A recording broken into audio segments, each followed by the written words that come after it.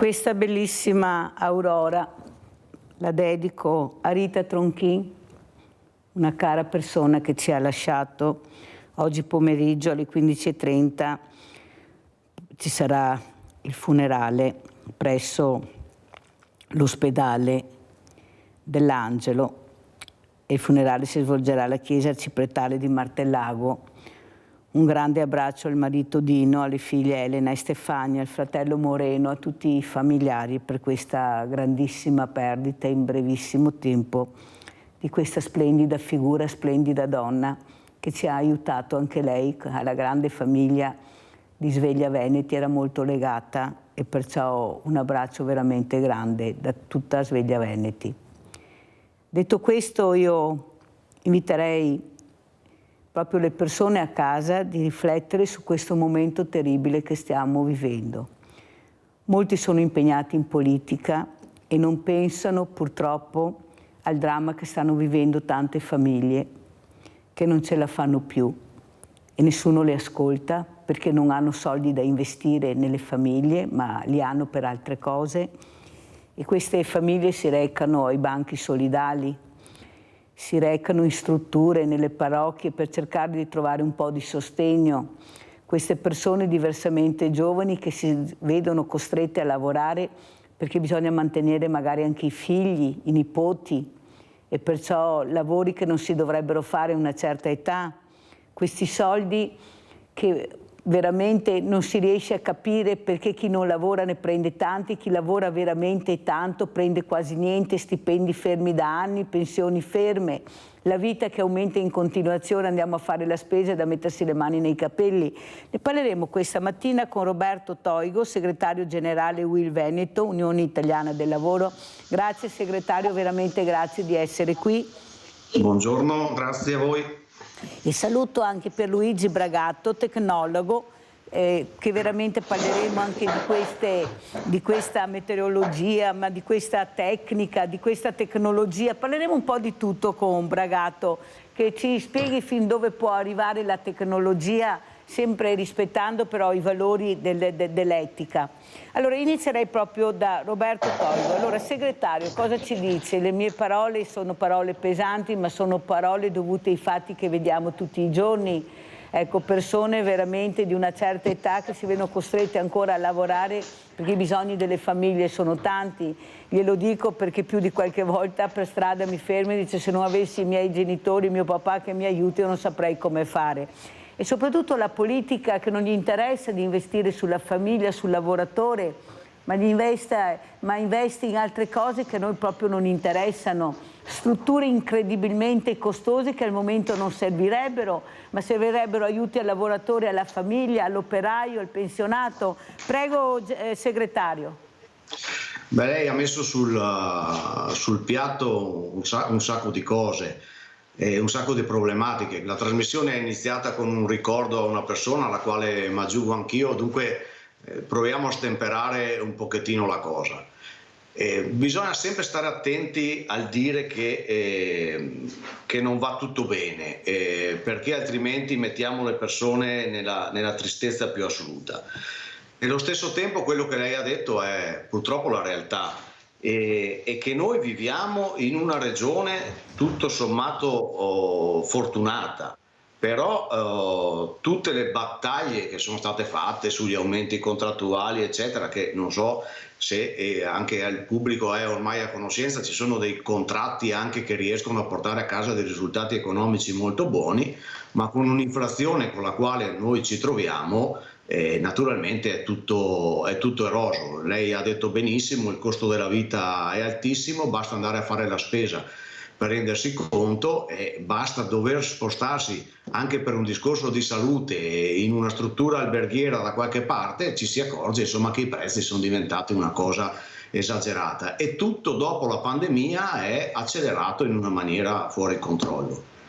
Lei ha toccato un argomento per me molto importante, dove dice che ci sono delle persone di una certa età che devono andare a lavorare per aiutare i figli e per arrivare alla fine del mese. E questo è legato al discorso degli infortuni sul lavoro. Poi non so se è un argomento che lei vuole toccare dopo o lo tocco io subito adesso. Noi vediamo che ci sono dei casi delle persone, 70enni, 72enni, che cadono da un tetto, che cadono da un'impalcatura, e qualcuno si dice: ma come mai sono lì nel posto di lavoro? Io non credo che le persone vadano a lavorare, ce ne sono che vanno anche per passione, ma che vadano solo per passione a fare delle cose pericolose.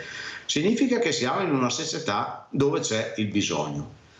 La politica, noi guardate, siamo sotto elezioni adesso, ma non c'è una politica che parla di cosa vuole fare nell'Europa, di cosa, come vuole portare l'Italia. No, sono scaramucce, battaglie, cose che probabilmente al cittadino non interessano. Noi abbiamo fatto una relazione all'epoca del nostro congresso sul PNRR. Sono soldi usati per mettere a posto delle piazze, per mettere a posto delle fontane, per mettere a posto delle buche, per fare anche infrastrutture importanti, ma non tengono conto dei bisogni immediati delle persone. E c'è un altro problema enorme: le persone che sono in pensione, che avevano una pensione dignitosa, che riuscivano in qualche maniera a vivacchiare, la rivalutazione non c'è stata, il costo della vita è altissimo. C'era il caro bollette, non è che ce lo siamo dimenticati, il caro del gas non è che ce lo siamo dimenticati, è accaduto tutto sul, diciamolo, il ceto normale, perché chi faceva fatica c'è sempre stato, ma chi stava benino ormai non ce la fa più. Segretario, però bisogna dire anche una cosa, che si sapeva benissimo che saremmo arrivati a questo, i numeri sono numeri, eppure la politica, in generale parlo, da anni non si interessa più dell'operaio. Voi siete ascoltati poco, siete divisi anche tra di voi, fate fatica ad essere ascoltati nella stanza dei bottoni, eppure cercate di portare avanti gli interessi dell'operaio, del pensionato, della fragilità.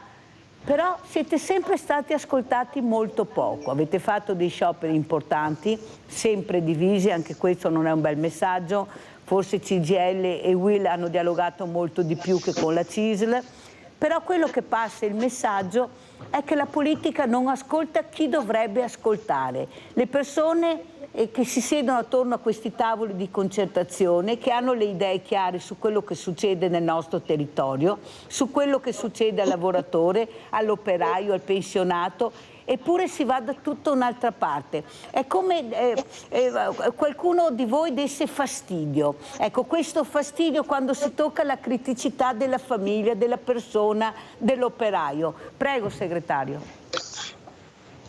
Allora, un conto, se noi parliamo a livello nazionale è così.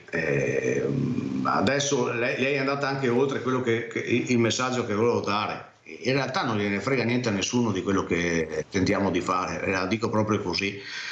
Facciamo, diciamo, il potere d'acquisto, parliamo di infortuni sul lavoro, parliamo di temi. Adesso c'è il discorso del patto di stabilità che probabilmente viene messo in discussione, e questo significa che è possibile che da gennaio del prossimo anno le buste paga diminuiscano.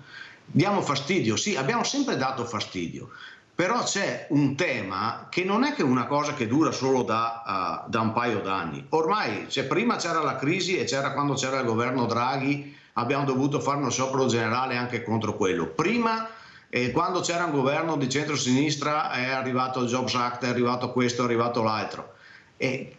Sembra, e lei ha detto esattamente, che pur facendo tanti sforzi, l'interesse sugli argomenti che noi solleviamo è limitato. Ma mi sento di dire una cosa, poi magari anche i telespettatori, forse qualcuno di loro magari non la pensa così, ma penso sia anche normale.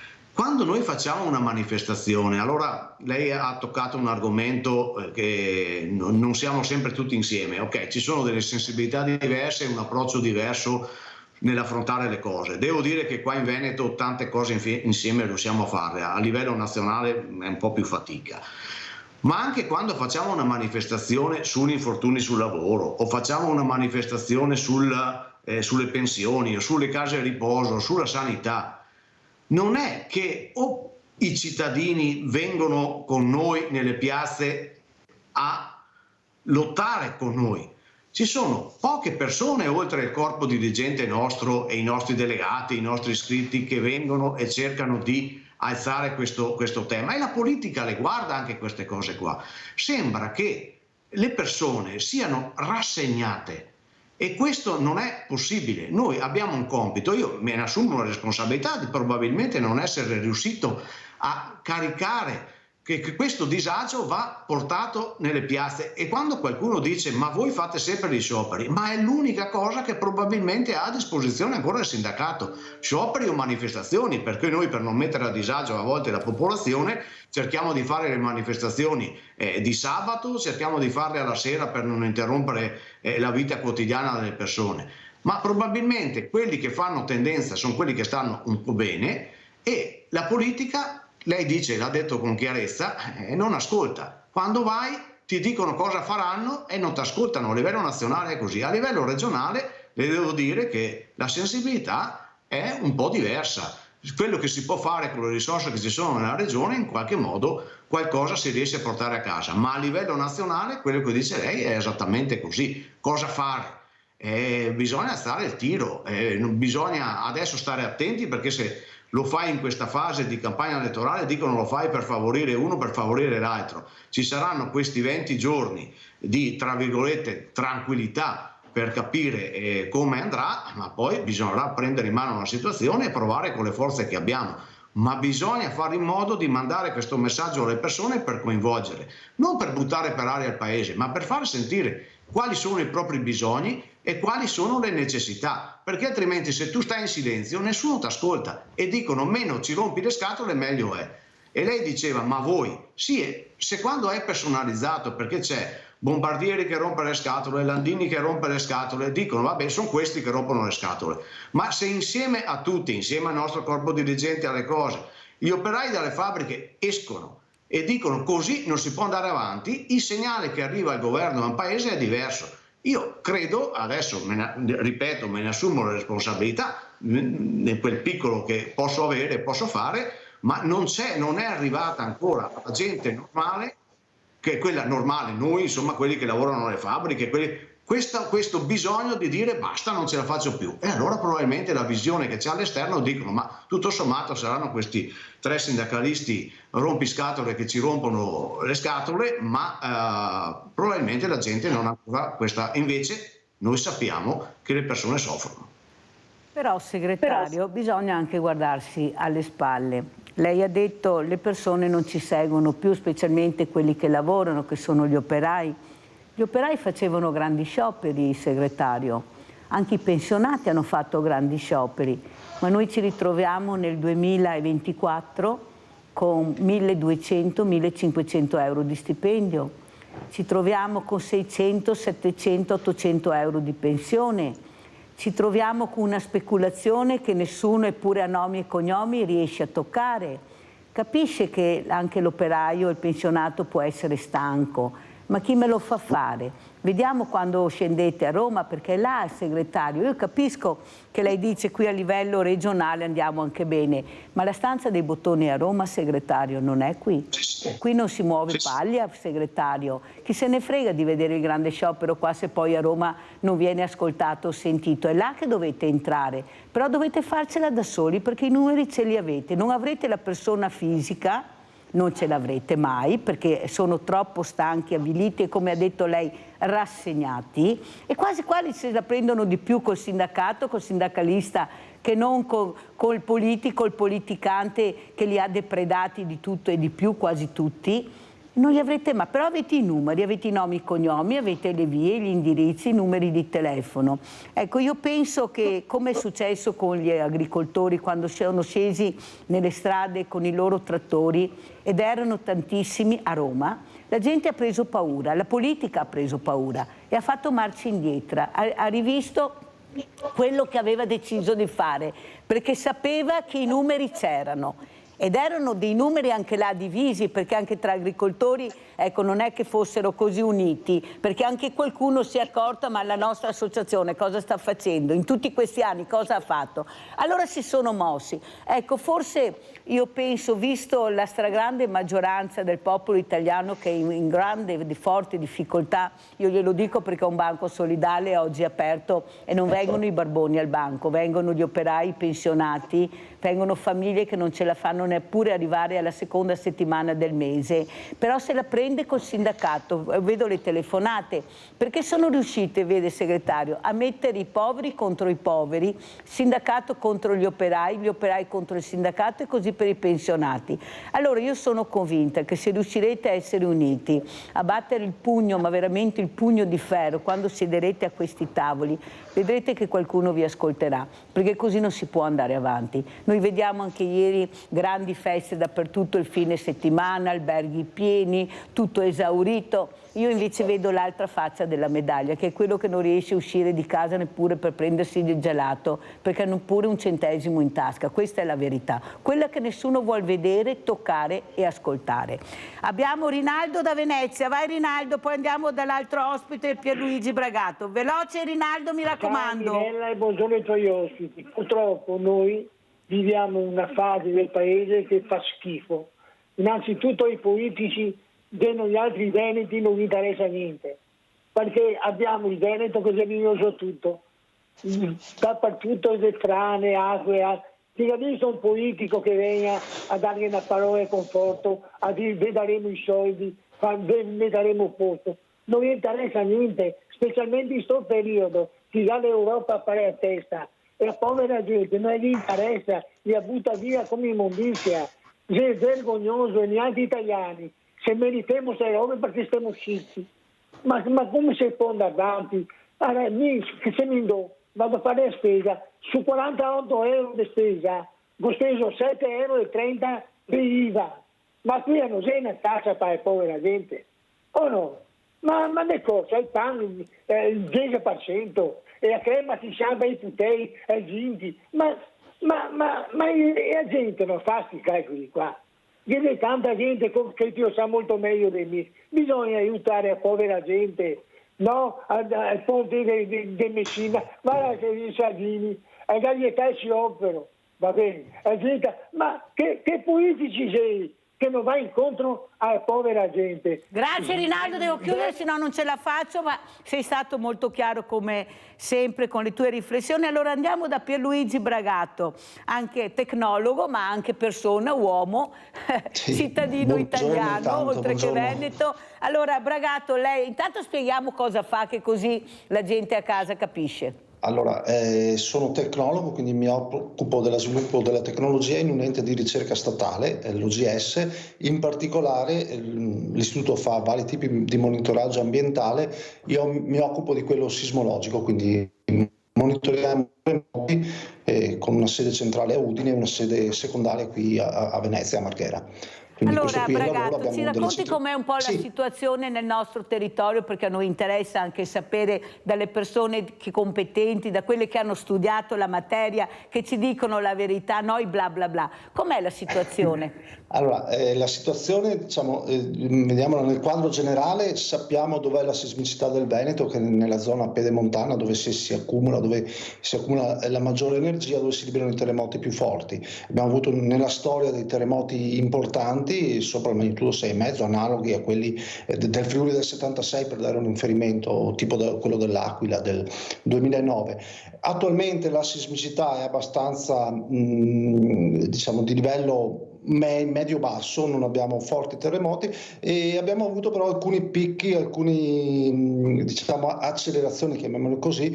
Se forse ricorderete i terremoti del Polesine di ottobre, abbiamo avuto 2 terremoti di magnitudo 4.4, quindi abbastanza significativi, sono ben percepiti dalla popolazione sotto il livello del danno. Quindi un rischio sismico che c'è, che al momento non si manifesta in maniera eclatante, ma che dobbiamo sapere affrontare. Senta Bragato, ma secondo lei non si dovrebbe fare un po' di prevenzione mettendo in sicurezza quegli edifici, penso alle scuole ad esempio, secondo lei le scuole nel nostro territorio, stiamo parlando del Veneto, a noi interessa il Veneto questa mattina, sono sicure? Ecco, perché ci vanno i nostri ragazzi? Ecco, le RSA sono sicure? Forse sono più sicuri i cimiteri fra poco quando vediamo certe situazioni. No, mi scusi, ma è così perché sì. Ieri avevamo un professore, un dirigente scolastico e sentirlo parlare era da far venire i brividi. Prego, Bragato. Sì, allora non è il mio diciamo, campo di specializzazione, non sono un ingegnere. Allora, posso dire questo, che la Regione ha avviato da anni progetti di finanziamento per la messa a norma di edifici, quindi compatibilmente con i fondi disponibili sono stati fatti dei progetti, sono stati fatti molti adeguamenti in molte scuole. Questo qui è attività che la Regione svolge ormai da un decennio, diciamo. Le RSA probabilmente partiamo dal vantaggio che molte di queste strutture sono nuove, quindi sono state progettate con i criteri antisismici dettati dai codici per le costruzioni. Quindi probabilmente in quel caso siamo un po' più tutelati da questo punto di vista. Ovviamente ci sono strutture vecchie, cose che andrebbero adeguate, però queste non le conosco. Sul nuovo siamo abbastanza ben messi, insomma, perché la normativa sismica degli ultimi 10 anni è avanzata e abbastanza severa sulla resistenza ai sismi. Senta Bragato, le nuove costruzioni, queste costruzioni che costano veramente delle cifre incredibili, ma anche quelle nuove, qualcosa si sta facendo anche per queste famiglie che non ce la fanno più, sto parlando Comune Ater. Secondo lei c'è abbastanza attenzione nel costruire sapendo la fragilità che ha questo territorio? L'ha detto anche lei, non è che siamo proprio sicuri, medio-basso, ma non è che sia zero. Dove si mette le mani diciamo, raggiungiamo dei buoni livelli secondo me di sicurezza, perché la normativa, appunto ripeto, è abbastanza vincolante su questo punto, quindi le tecniche sono avanzate, abbiamo esperienza dei terremoti passati e di alcune soluzioni che non hanno funzionato, quindi si sta mettendo mano ai nuovi edifici. Quindi quando ci sono ristrutturazioni fatte o costruzioni nuove fatte negli ultimi 10 anni, direi che siamo abbastanza tranquilli. La sicurezza al 100% non c'è, però abbiamo edifici che dovrebbero resistere. Anche mi perché fa piacere che abbia detto abbastanza, perché almeno sappiamo la verità, e la ringrazio, Bragato, di usare le parole giuste. Dove sono adeguamenti e costruzioni nuove siamo però vede Bragato, bene, lei ha detto non me ne intendo, giustamente, però io non voglio che lei passi il cerino, però lei capisce che sapete benissimo se su quelle zone cosa si costruisce e cosa si potrebbe fare, lo sapete. Quello che mi preoccupa è che io non devo essere fortunato come genitore o come ragazzo di andare in quella scuola perché sono al sicuro. Io devo andare su un edificio che mi spetta di diritto che sia sicuro, e non devo essere fortunato a abitare in quel paese o in quella città o in quella scuola perché qualcuno ha investito là. Ecco, io devo essere sicuro nelle scuole, e questo ancora non c'è, e l'ha detto anche lei. Antonio da Padova, vai Antonio. Sì, pronto, buongiorno Mirella e buongiorno anche agli ospiti. Io volevo sapere una cosa: se tu chiedi un prestito in una banca, fai un mutuo, è un accordo che fa la banca, che comunque la banca ti deve tirare il 5% diciamo del tuo stipendio, un quinto del tuo stipendio per pagarti. Perché invece lo Stato a me, per quanto riguarda la pensione, mi togli via un terzo della mia pensione?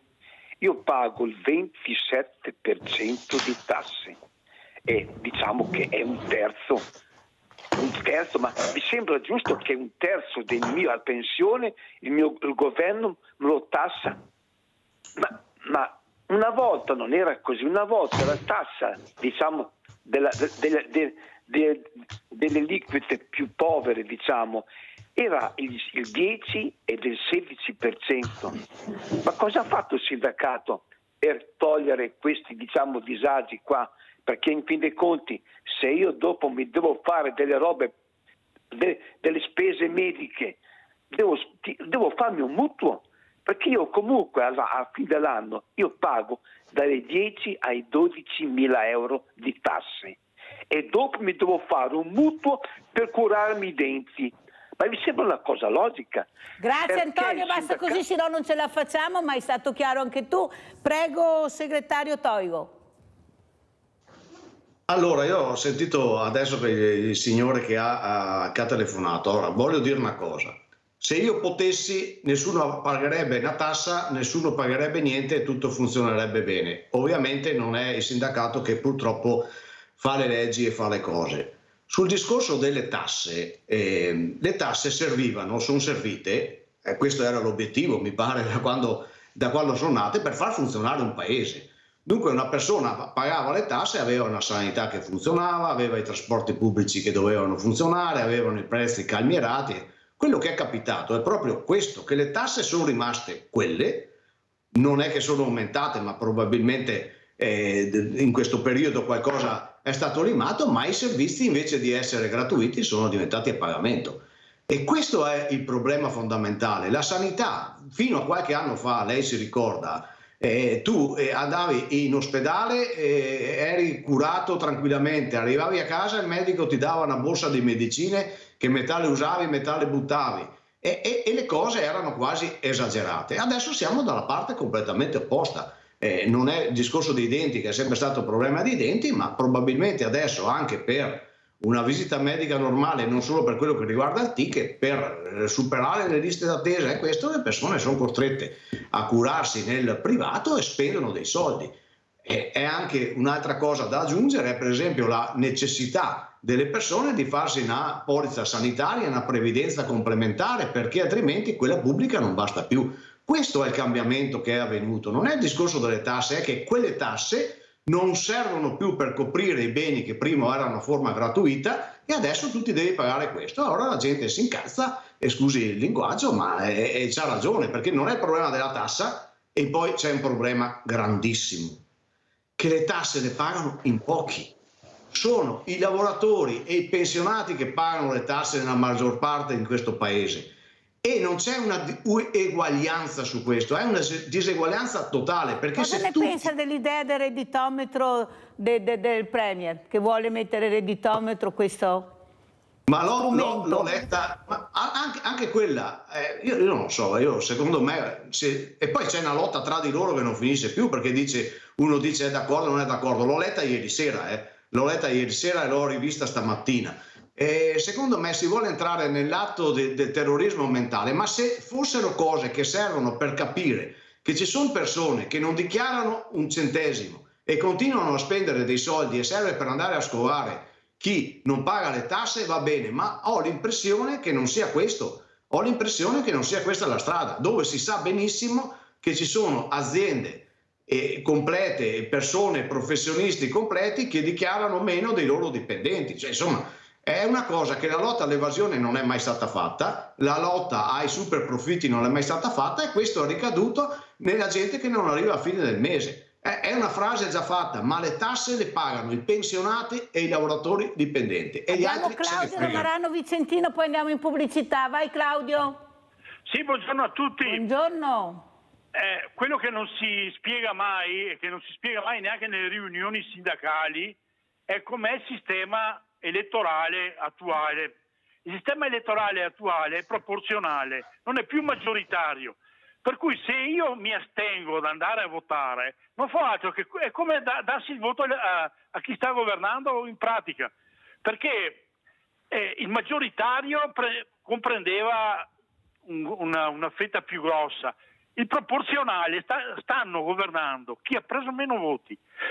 Chi si mette d'accordo prima? Hanno preso 12 milioni di voti contro i 16 milioni che hanno preso i partiti di sinistra, però non si sono messi d'accordo prima, e 38 milioni sono stati gli astenuti. Quindi 12 milioni di persone stanno governando gli altri 50 milioni di persone. Allora, se voi non spiegate che l'astensione è come dare il voto a chi sta governando, voi sindacati, non andremo più fuori da questo cul-de-sac, perché se notate è dal 94 che governano sempre i soliti,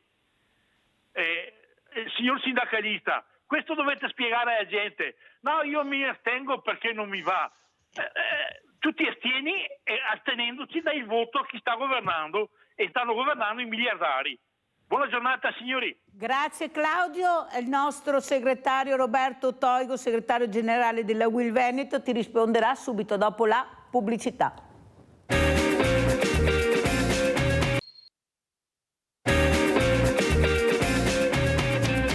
Allora rispondiamo a Claudio da Marano Vicentino, che voleva sapere l'importanza di capire cosa vuol dire votare col proporzionale e non col maggioritario. Allora segretario Toigo, a lei la parola. Allora, l'importanza dell'intervento che ha fatto il signore di prima è che le persone devono andare a votare, indipendentemente da quale è il sistema. Noi adesso abbiamo un sistema che va per preferenza per quello che riguarda le europee e la gente è disaffezionata alla politica proprio per quei temi che lei dice. Guardate, insomma, c'è un importante rapper, un importante ragazzo che è seguito da tutti e dice: tutti quelli della mia età, nessuno va a votare e nessuno va in chiesa. Questa è la dimostrazione che tutte le cose che dovrebbero essere, non parlo della chiesa perché potrebbe essere qualsiasi scelta che una persona fa, ma quelle cose che possono dare delle indicazioni o ti possono cambiare la vita come un'elezione, la gente è disaffezionata. Il problema non è che le persone non vanno a votare perché c'è un sistema o ce n'è un altro, non vanno a votare perché non gli interessa, perché hanno perso la fiducia nella politica. Dunque, quando anche noi andiamo a fare le assemblee, spieghiamo l'importanza di andare a votare e tutti i contrasti, quei problemi che lei ci ha raccontato prima, che la politica ha lasciato per strada le persone, le ha lasciate più deboli e dicono: a me non me ne frega più niente, tanto non ci sarà nessuno che fa qualcosa per me. Però quello che dice il telespettatore è una cosa importante, il voto è una cosa importante, soprattutto il voto europeo sarà una cosa importante, perché tanti dei problemi che ha questo paese sono legati a leggi europee che stanno venendo avanti. Voglio toccare solo una cosa velocissima, che è quella che cosa capiterà nell'automobile per quello che riguarda il Veneto. Ci saranno a rischio 10.000 posti di lavoro in questa regione e nessuno ne parla. Noi abbiamo provato a aprire tavoli, a aprire cose, si sta aspettando quello che capiterà. E questa è una legge europea che viene avanti e via così discorrendo. Dunque partiamo da queste elezioni europee, proviamo a dare un colpo in più e proviamo a votare delle persone che abbiano voglia di rappresentare l'Italia in Europa e non persone che dell'Europa non gliene frega nulla.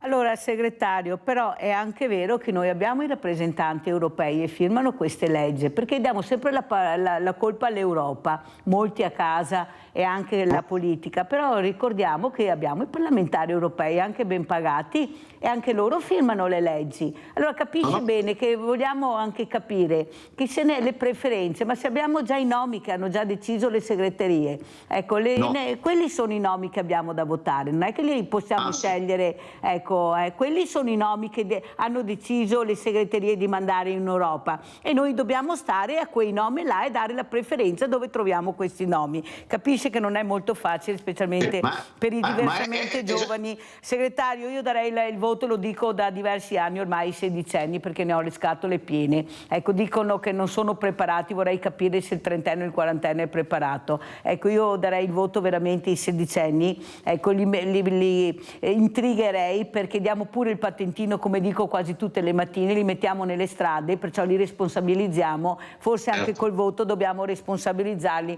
e penso che questa sarebbe una battaglia da fare anche per voi del sindacato, cercare di cambiare questo stagno che sembra trasparente quando lo guardi, dopo sotto c'è il nero più nero. Abbiamo Maurizio da Conselve, vai Maurizio. Ciao Mirella e buongiorno al signor segretario.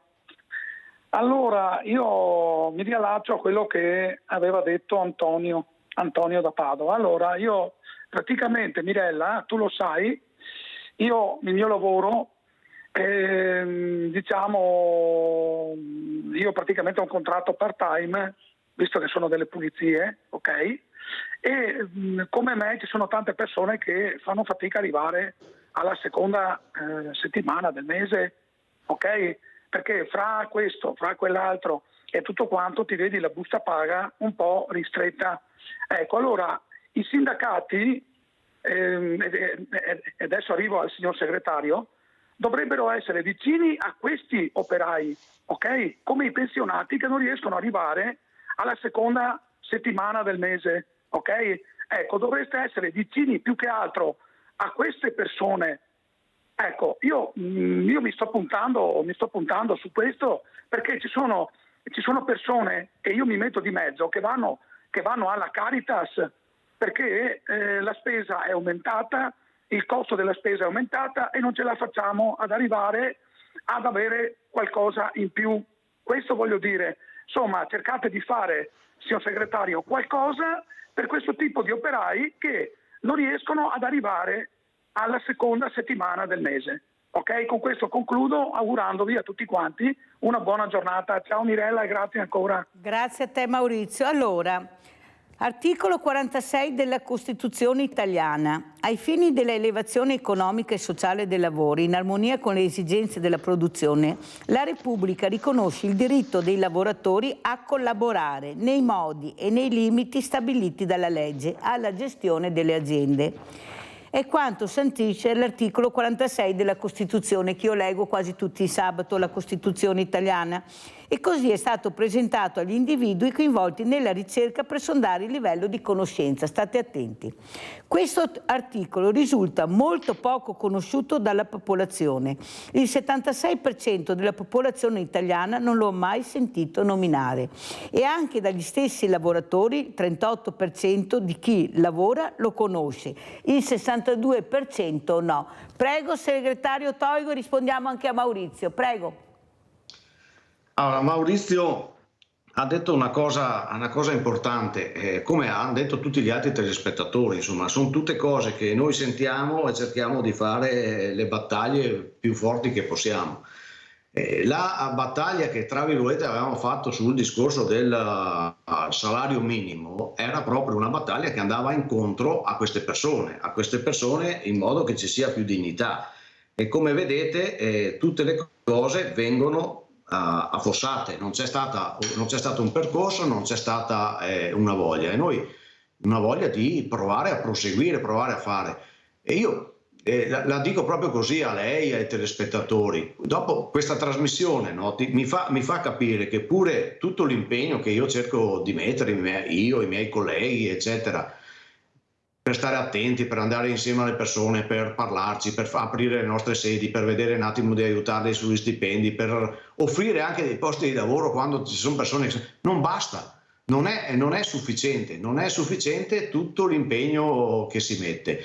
E questo mi fa star male, perché le persone che oggi hanno chiamato sono 3 o 4 e così via, ma non ce n'è una che dice beh, tutto sommato io ce la faccio, mi dispiace per gli altri. Sono tutte persone che sono in difficoltà. Questa è la realtà di un paese che sta soffrendo, e mi scusi dottoressa se non voglio fare l'uccello del malaugurio, ma io vedo un futuro addirittura peggiore da quello che è adesso, perché intelligenza artificiale da una parte, cambio della green economy dall'altra, costi delle bollette, speculazioni eccetera, vedrà un paese debole come l'Italia, perché è un paese che ha un debito pubblico incredibili, che non avrà la forza di fare investimenti per aiutare queste persone, e insieme a questo, insieme al calo demografico che c'è, insieme ai problemi della sanità, vedo un futuro veramente difficile, col quale io spero che insieme a noi tante associazioni e tante altre persone ci aiutino a lottare per provare a fare qualcosa, perché è davvero complicato. Livio Padova, vai Livio. Ciao, saluto i tuoi ospiti. Mi rivolgo al segretario della UIL. E voi dicevate prima che quando ci sono degli scioperi, delle manifestazioni, c'è poca gente che vi partecipa. E allora cercate di fare delle campagne di informazione chiare, in modo che ci siano moltissimi manifestanti. Provate perlomeno, non dico che questo sarebbe risolutivo, però cercate di coinvolgere di più tutti i cittadini, quelli che ne hanno bisogno, e di coinvolgerli in modo che a queste manifestazioni, a questi scioperi ci sia una massa enorme di cittadini che vi partecipa. Grazie, vi saluto. Grazie Livio. Prima di rispondere a Livio però vorrei tornare un momento da Pierluigi Bragato, tecnologo. Eppure nella tecnologia si è investito moltissimo. Qui tutti i giorni si parla di intelligenza artificiale, di strumenti di ultima generazione, veramente una cosa incredibile.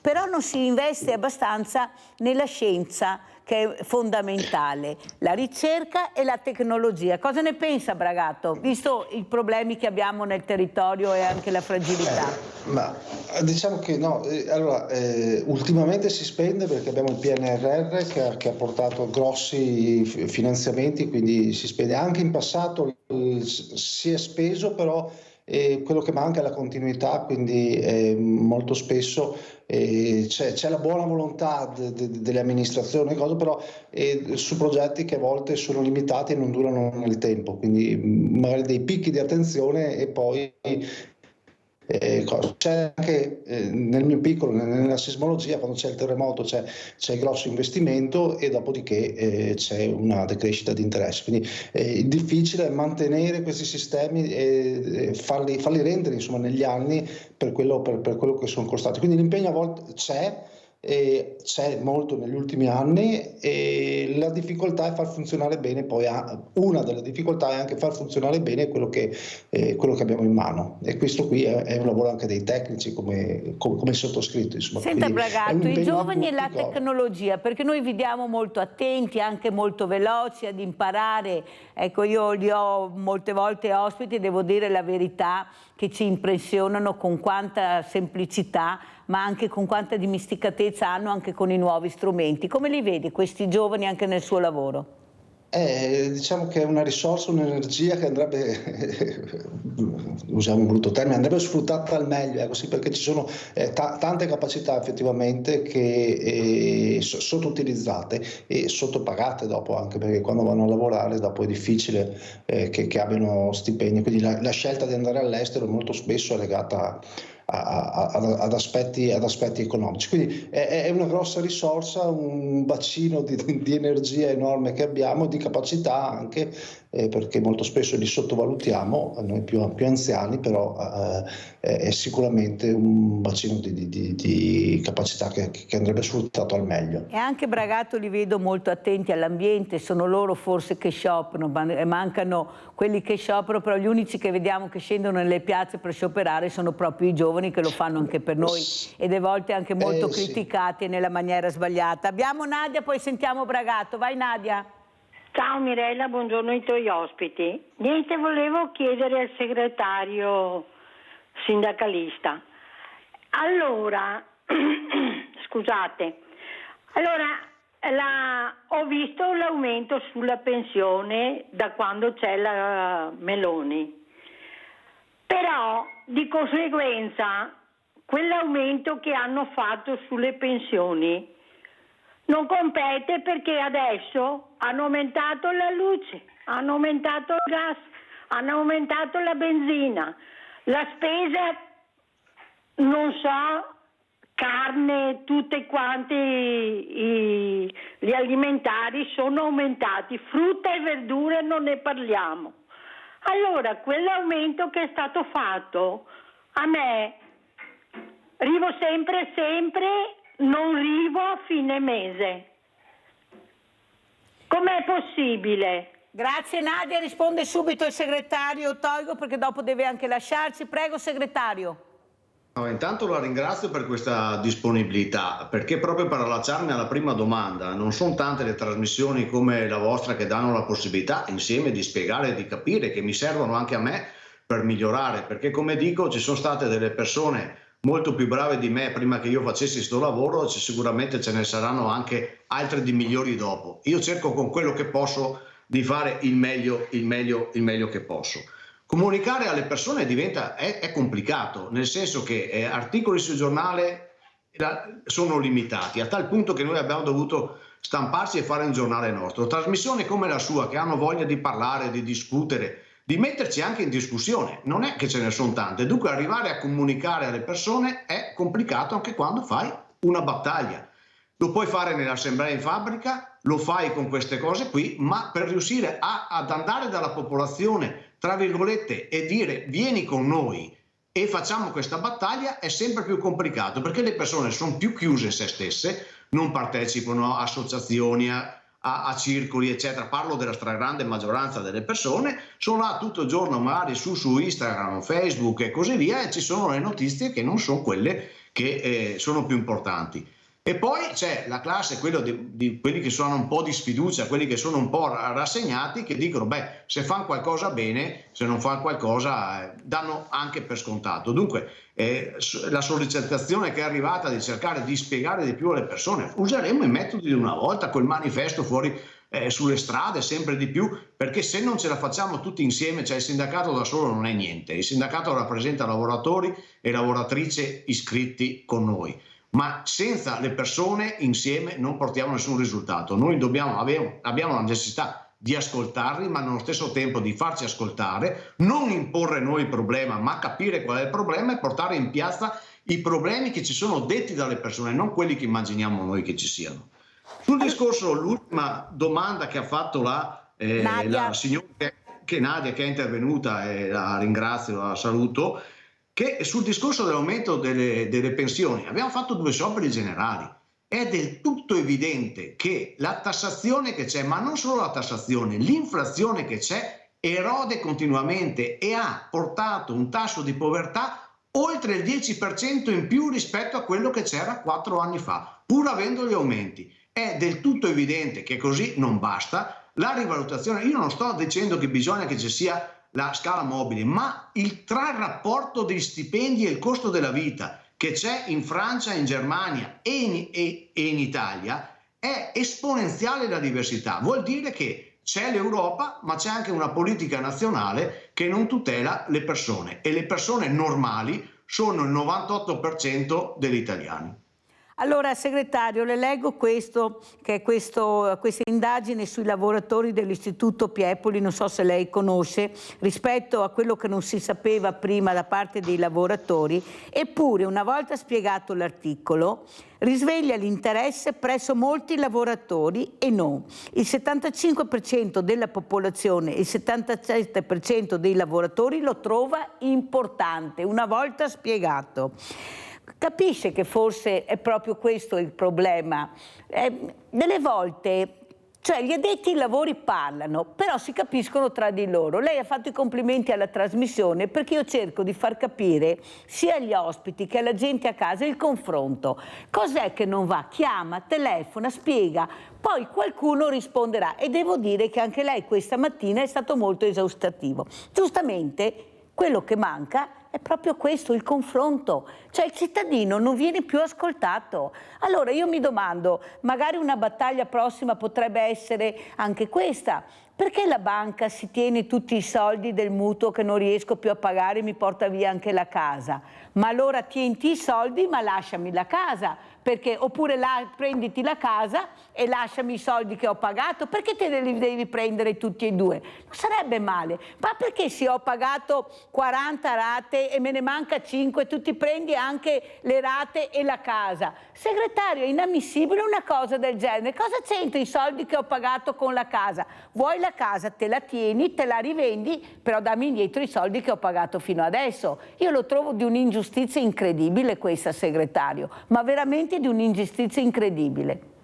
Veneto Banca e l'altra banca vicentina ha portato via i soldi, la casa e pure il mutuo, insomma, ci è capitato anche questo in Veneto, insomma, ecco. Dunque magari la prossima volta magari approfondiamo meglio il tema e sono molto disponibile anche per la vostra disponibilità, per la vostra correttezza, e credo che questa trasmissione mi porti anche dentro di me un qualcosa, che la voglia di non rassegnarmi anch'io, ma dire proviamo ancora di più per dare una mano a queste persone e alle persone nostre iscritte, ma non solo, che hanno bisogno, è un dovere nostro, perché credo che insomma la politica è così e il sindacato è rimasto ancora una delle poche cose organizzate per poter fare le cose, dunque abbiamo una responsabilità ancora più grande. Guardi che ne ha avuto di spunti stamattina, il voto ai sedicenni, le pensioni, gli stipendi, i lavoratori che hanno chiamato, i pensionati, la spesa pubblica, chi ne ha più ne metta. Auguri Remi segretario, che noi siamo sempre qua ad ascoltarla ed invitarla quando vorrà. Grazie infinite Roberto Toigo, segretario generale UIL Veneto. Grazie, buona giornata a tutti. Grazie, mentre Pierluigi Bragato rimane con noi. Pubblicità.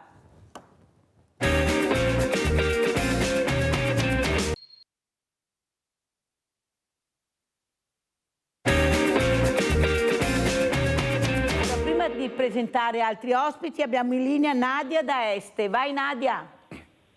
Buongiorno signora Mirella, niente, Buongiorno. Volevo soltanto far notare il mio caso, che non parlate mai di sanità, dell'eccellenza della sanità del Veneto, che fa solo piangere. Ieri ho telefonato al CUP per avere un eco-color drop alle carotidi e agli arti inferiori, poiché nel 2017 ho fatto un ictus, quindi sono anche un po' disabile, diciamo, non ho recuperato il 100%.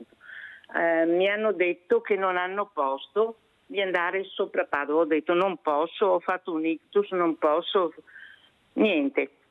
Ho detto anche di solito mi mandavate magari alla Delta Medica e allora potevo andare, era lì a Monselice. No, guardi che non ho fretta, anche fra 2 mesi, anche se il dottore ha messo entro 30 giorni, fra 2 mesi, fra 6 mesi. No, queste sono le nostre direttive, noi non abbiamo niente.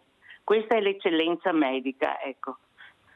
Grazie Nadia della telefonata, lascia il tuo numero, mi dispiace per te ma io ne parlo tutte le mattine, forse magari non segui completamente la trasmissione, ma tutte le mattine parliamo di questo, mi prendo i numeri, chiamo, vediamo se riusciamo a capire anche se qualcuno può darti una risposta in maniera più veloce, se hai questa possibilità, visto che molti di voi non conoscono anche i diritti, ecco, perché quando vi dicono di no vi fermate, vi rassegnate, invece quel no può diventare un sì se andate nel profondo. Allora lascia il tuo numero che poi vediamo come ho fatto con quella persona malata oncologica di Padova, stiamo vedendo di capire cosa è successo, perciò se hai piacere lascia il tuo numero e soprattutto dovresti essere aiutata dalle associazioni di volontariato che dovrebbero anche aiutarti in questo percorso. Io lo dico sempre, chi se ne frega se siamo 7500 associazioni se dopo non riusciamo ad arrivare a Nadia o alle persone che sono in difficoltà, perché tutti facciamo tutto e il cane i 7 padroni muore di fame, questa è la verità. Allora, detto questo, ritorniamo ai miei ospiti. Abbiamo in presenza Andrea Colla, vicepresidente consorzio di bonifica Veneto Orientale, e abbiamo collegato da Venezia Pierluigi Bragato, tecnologo. Però partiamo con quello che ha detto il professor Dal Paus ieri mattina, e un altro eccellente professore che era suo allievo. Io penso che l'indirizzo da intraprendere è stato da tempo suggerito, ed è stato suggerito anche da persone autorevoli come potevano essere i componenti della Commissione De Marchi. Purtroppo, diciamo la verità, queste indicazioni sono state per lungo tempo disattese.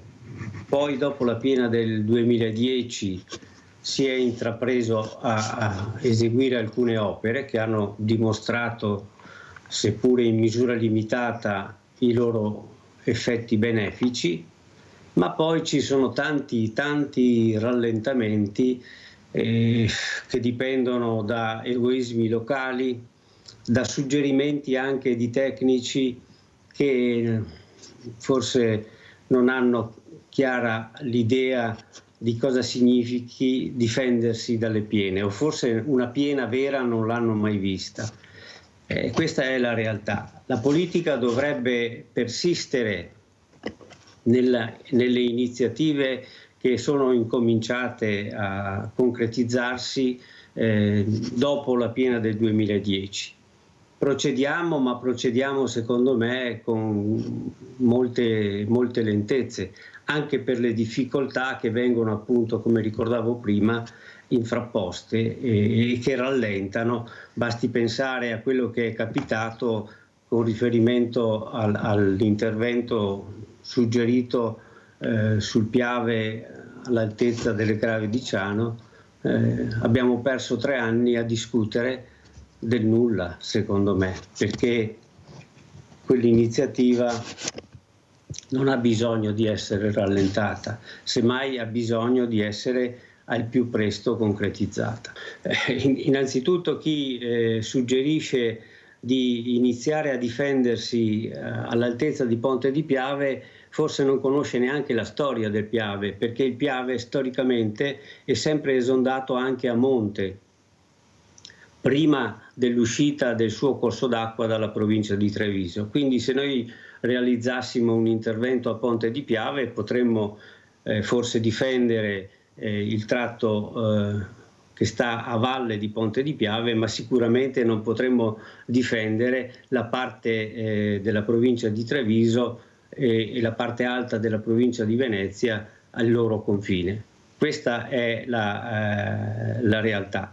Tanto che non sono l'unico ad avere come dire, delle idee critiche, ad aprire una dialettica attorno all'opportunità di costruire l'invaso a Ciano, ma c'è una rete di colleghi universitari che si sono radunati anche a convegno recentemente, che provengono da molte discipline diverse. Questo è uno degli aspetti fondamentali che vorrei introdurre, cioè quello della capacità di ragionare da ingegneri del nuovo secolo in modo multidisciplinare, non solo con l'approccio che è anche il mio e che ho imparato all'università, prettamente ingegneristico e mi permetto di dire anche a volte un po' idraulicistico, cioè che vede nella risoluzione idraulica dei problemi l'unico ed esclusivo valore fondante le scelte. Questo secondo me è un po' l'elemento importante di snodo del ragionamento. Perché? Perché le scelte, non lo dico io, lo dice l'autorità di bacino col piano stralcio del 2010 e lo dicono gli studi di 20 anni, ha valutato una serie di opzioni che prevedono 4 invasi, il professore lo sa benissimo, 4 invasi, tant'è che ci sono stati convegni a Sernaglia in cui si sono anche dibattuti, si sono confrontati esperti, idrologi con lo stesso professore, mi ricordo una dialettica serrata una decina di anni fa. E lì è venuto fuori dagli studi è venuto fuori una chiara valutazione di come ci siano 4 possibilità di intervento, possibilmente da coniugare insieme in qualche modo, e in cui le priorità avevano dato proprio allo sviluppo della soluzione Ponte di Piave la priorità, mettendo Ciano al secondo posto di preferenza. Ora, quello studio, dal mio punto di vista, soffriva già del fatto di essere uno studio fatto Allora, il vecchio e il nuovo, parlo anche come tecnologia, come progetti, questi 2 confronti, ecco il grande professore che ha anche l'allievo in contrapposizione, ecco i modi sono cambiati, il modo di vedere è cambiato. Allora ne parliamo appunto con Andrea Colla, vicepresidente consorzio di bonifica Veneto Orientale, un giovane. Vediamo da che parte vede Andrea Colla queste dichiarazioni di questi illustri professori. Allora intanto buongiorno Mirella e grazie per l'invito, è un piacere ritornare qui anche dopo l'esperienza come presidenti col Diretti Venezia, però lì facevamo Sveglia Veneti alle 6 di mattina, era un orario comunque a cui noi agricoltori siamo abituati, ma oggi riusciamo a parlare anche a un pubblico magari in onda che può capire le problematiche che stiamo vivendo. Allora fondamentalmente io penso che, come diceva la signora che si è collegata prima, per quanto riguarda la sanità il principio deve essere lo stesso, bisogna avere non il lavoro in emergenza ma andare a prevenire invece che curare e quindi essere nello specifico immediati nella soluzione delle problematiche e non avere l'ufficio di complicazioni e affari semplici, no? Come dice il nostro governatore. Fondamentalmente io penso che vadano fatti degli investimenti molto importanti per non andare poi ad aggravare quelli che sono gli investimenti da fare in emergenza, che sono sempre 7 volte maggiori rispetto a sistemare le cose dal principio. Di conseguenza io penso che anche per quanto riguarda un bacino di laminazione a Ponte di Piave, nello specifico, andrebbe a risolvere sicuramente il problema a valle, come diceva il professor Dal Paus, però non è la risoluzione, bisogna lavorare a monte per arrivare a valle, guardando il tutt'uno dell'asta del fiume. Anche dal punto di vista idrografico noi stiamo ragionando all'interno dei nostri consorzi bonifica, che sono 11, 10 di primo livello e il LEB, Lessinio Ganeo Berico, di secondo livello, perché raggruppa più consorzi al suo interno, e di conseguenza dobbiamo ragionare come consorzi uniti e non avere frapposizioni. Quando il fiume è lo stesso, guardando il Piave, come il consorzio Piave, e guardando il Veneto orientale, ovviamente siamo tutti sulla stessa barca, di conseguenza bisogna agire all'unisono per far sì di avere una coordinazione anche di attività. Non si può fare un investimento che è solo parziale, bisogna avere quelle risorse dalla politica che non deve più essere sorda, ma deve essere accondiscendente rispetto a quello che è la vera necessità per arrivare alla risoluzione del problema. Senta Colla, lei è giovane, è in carriera, come vede la politica? Ma proprio da persona che sta cercando anche di vedere come migliorare questa funzione che lei ha, perché ricordo che è vicepresidente consorzio di bonifica, sì. E questa la dice lunga. Ecco, e come è diventato vicepresidente del consorzio di bonifica? Allora, ovviamente con molta umiltà, nel senso che ho sempre voluto approcciarmi nelle iniziative imprenditoriali per la mia famiglia, ma anche politico-sindacali, come anche con Coldiretti, come ho avuto anche dei trascorsi rispetto a banche locali dove ho fatto il presidente dei giovani soci o quant'altro. Ma già dai tempi dell'università ho voluto impegnarmi per far sì di dire la nostra come studenti. Cosa si è laureato, Colla? Io mi sono laureato in agraria a Padova, facendo praticamente il campus di Conegliano dietro al famoso Cerletti, che è la scuola. Sentiamo allora Vladimiro da Rovigo, poi continuiamo e capiamo il perché, cosa si può fare su questa fragilità di territorio che abbiamo. Vai Vladimiro! Grazie, così continuo e finisco il discorso di ieri. Prego. Volevo fare, per motivi di realismo, 2 domande veloci all'ospite, che sicuramente saprà che... Quale ospite?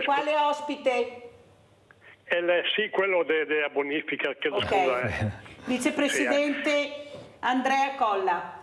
Mentre l'altro è Pierluigi Bragato, ricordiamo anche i cognomi così andiamo bene. Sì, eccoci, siamo ancora lì presenti a fianco tu in studio. No? Ecco, allora nei giorni scorsi sicuramente è stato ospite nella zona tramontagnana e l'Asia che c'è state precipitazioni incredibili che ha messo sotto la campagna le strade dei paesi per la sola pioggia che cadeva, no? Per esondazioni di fiumi via parlando. Ho telefonato ieri un signore di Montagnana per dire che è rimasta le acque paludanti, diciamo, nelle campagne, perché non sta scavando bene i fossati che dovrebbero essere. Ecco, mi ho dei grandi dubbi che è semplice scavare e tenere puliti i fossati possa evitare degli allagamenti con delle precipitazioni come che sta avvenendo sempre di più. La mia domanda è ma veramente è possibile semplicemente tenendo puliti i fossati, via parlando, evitare che la pioggia così consistente crei allagamenti per alcuni giorni? Dopo, seconda domanda e chiudo. Mi abito in Polesine e è da anni che assisto che nelle province che go a nord che c'è il sfaccello, da me quasi nulla. Cioè vedo che c'è un ripetersi di calamità naturali che deriva dalla pioggia in alcune zone, soprattutto quelle diciamo tra inizio pianura e fine montagna, a parte la zona della montagnana che non so capire perché sarà un giro d'aria, ma si ripete, ma è l'unica zona di pianura. Cioè tutto quanto che è sempre dove che i torrentoni e i fiumi meno importanti arriva alla campagna e lì che c'è il macello. Ecco, il fatto che sia abbastanza concentrato in questo momento il rischio idraulico, cioè il rischio di esondazioni, frane o rotture di argini, può aiutare nel complesso la soluzione del problema, perché come dire, il Piave è un fiume che si rompe fa sfaccelli, ma è un fiume grande che è difficile che roba, voglio dire, cioè, adesso il rischio chiudono, il rischio principale è nella zona, secondo me, nella zona dove che inizia la pianura e dove che finisce la montagna, anche la sua zona del Veneto orientale mi sembra che sia uguale a quella mia del Polesine, che se può stare a guardare al momento quello che capita dalle altre parti, ma siamo abbastanza tranquilli. Molto chiaro, grazie Vladimiro, perché devo salutare anche il professor Bragato che è stato con noi perché fra poco deve lasciarci. Allora, prima di rispondere a Vladimiro con il vicepresidente Andrea Colla di Consorzio Bonifica Veneto Orientale, andiamo dal Bragato perché ecco, anche lui vorrei rivolgere questa domanda e anche un po' in merito a quello che ha detto Vladimiro. Senta professor Bragato, noi siamo ingenui, io vi dico quello che sento e quello che pensiamo, guardiamo, ma non è che tutti questi scavi di queste terze corsie, la pedemontana, queste deviazioni che fanno, ecco, con veramente interventi molto invasivi, poi portino anche a questo, perché già abbiamo il cambiamento del clima.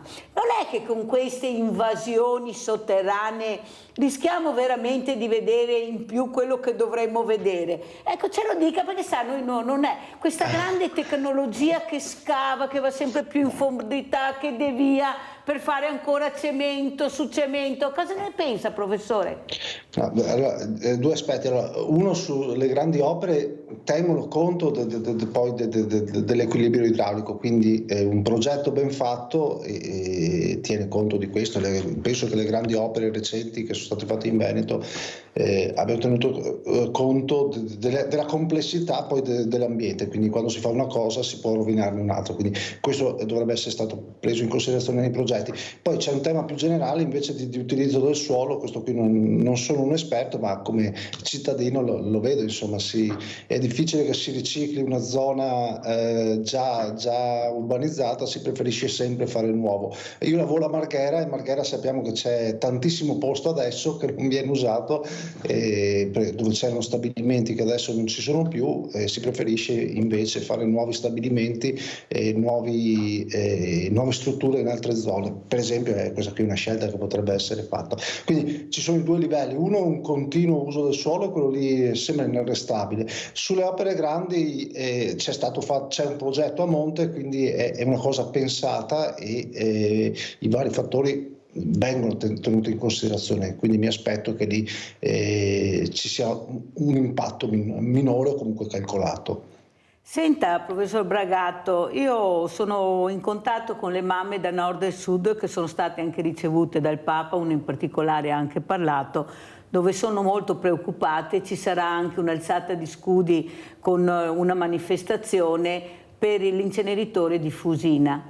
Ecco, ultima generazione, queste nuove tecnologie, lei cosa ne pensa, professor Bragato? Lì bisogna vedere. Allora, io intanto abito vicino, quindi sono un interessato diretto e abbastanza vicino, non più di 5 km, quindi sono un interessato diretto. Ci sono delle valutazioni tecniche che dicono che sono validi, che non sono inquinanti.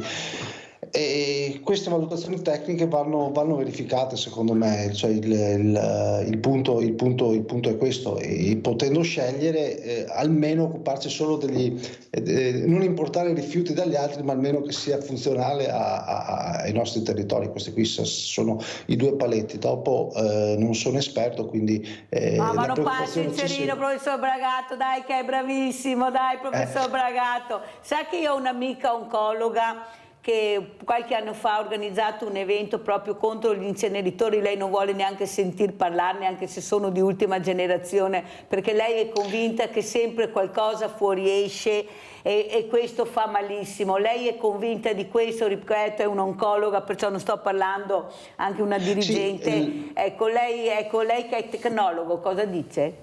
Allora, così da persona coinvolta in qualche modo, perché sono interessato direttamente, direi che il problema principale è poi la manutenzione nel tempo, perché magari parte l'impianto nuovo, sicuramente ha tutte le immagino abbia tutte le protezioni, tutte le salvaguardie che sono necessarie, però l'importante è poi mantenerlo nel tempo. Fra 10 anni magari cala l'attenzione, cala la capacità di mantenere quell'impianto, perché costa mantenere un impianto, quindi va seguito nel tempo, e questo secondo me è il problema. Perché non ci spiegano mai, professore, queste cose? E poi che i rifiuti vengono smaltiti, perché noi abbiamo dei rifiuti tossici, vediamo anche le ecomafie cosa fanno con i rifiuti, sappiamo benissimo i controlli che abbiamo, che sono pochi o scarsi, che ci vorrebbero di più, abbiamo i furbetti. Professor Bragato, ma perché nessuno ci dice mai niente? Abbiamo queste mamme veramente che si battono per i FAS,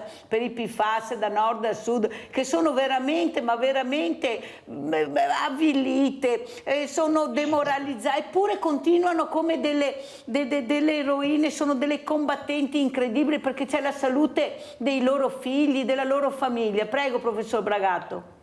Diciamo che la normativa non può controllare tutto, quindi ogni volta che c'è un nuovo voto, una nuova soluzione, una cosa... Ma lei è favorevole o contrario all'inceneritore, professor Bragato? Allora, in linea di massima io sarei anche favorevole, però con i paletti che ho detto, con i vincoli che ho detto, cioè di un controllo costante e continuo sulla funzionalità dell'impianto, e la cosa non è facile. Quindi, è stato chiarissimo, guardi, la ringrazio professor Bragato per averlo detto chiaramente. Ecco, c'è sempre un punto di domanda purtroppo, e stiamo parlando di salute pubblica. Abbiamo Gianfranco Valeri, poi salutiamo il professor Bragato. Vai Gianfranco. Sì. Signora Mirella. Buongiorno, scusa se ti ho fatto aspettare Gianfranco. Sì, signora Mirella, io volevo dirle, volevo un parere dei suoi ospiti. Praticamente va bene, sarà colpa del cambiamento climatico, tutto quello che si vuole, però l'uomo ha fatto più danni ancora. Si immagini, Mirella, che dagli anni 60, cioè vuol dire 60-70 anni fa, qui abbiamo iniziato a costruire dappertutto, su tutti i paesi, e hanno iniziato a fare i scandinavi, i famosi scandinavi, taverne, sottotaverne, tutto sottoterra.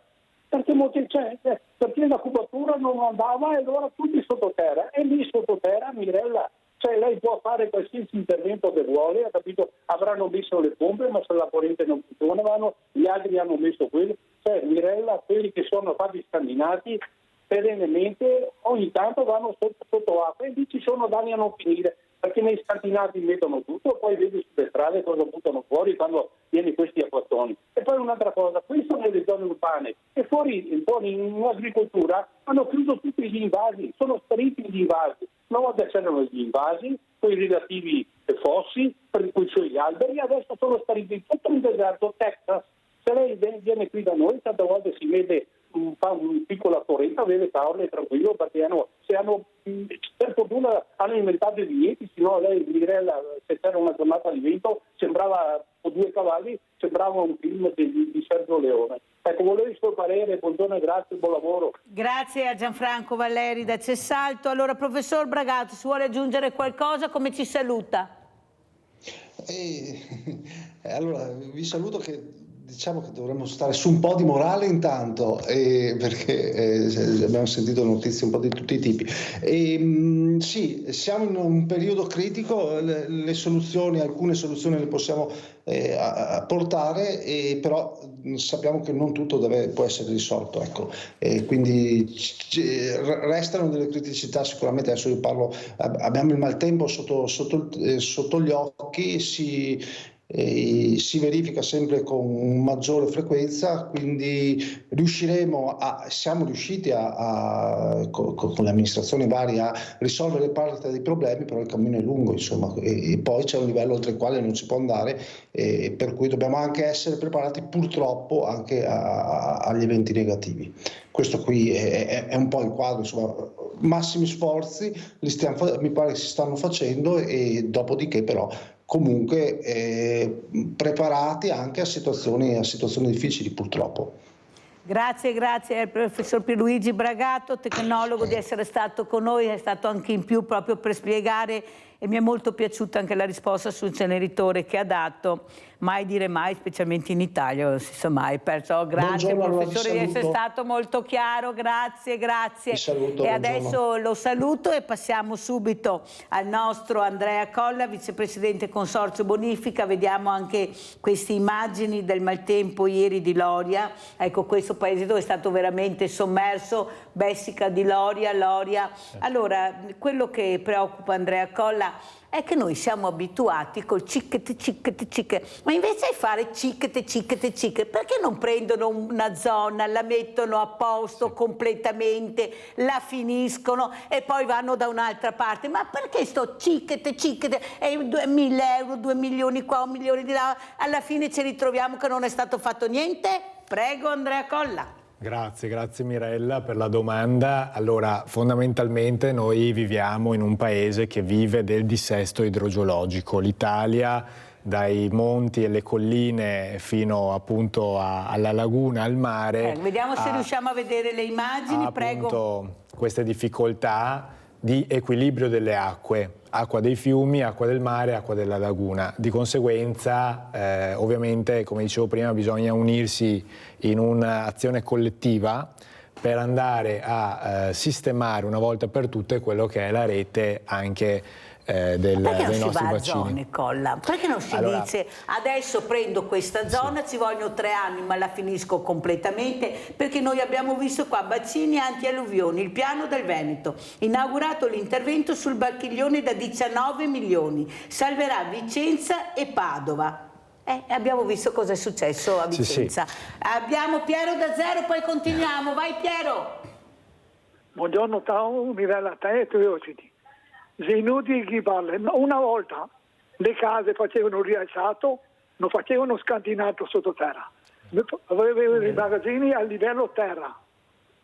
Poi è venuto fuori che facevano cubatura, danno sotto, giù, sottoterra, non fa cubatura. Come te l'acqua, 1, 2.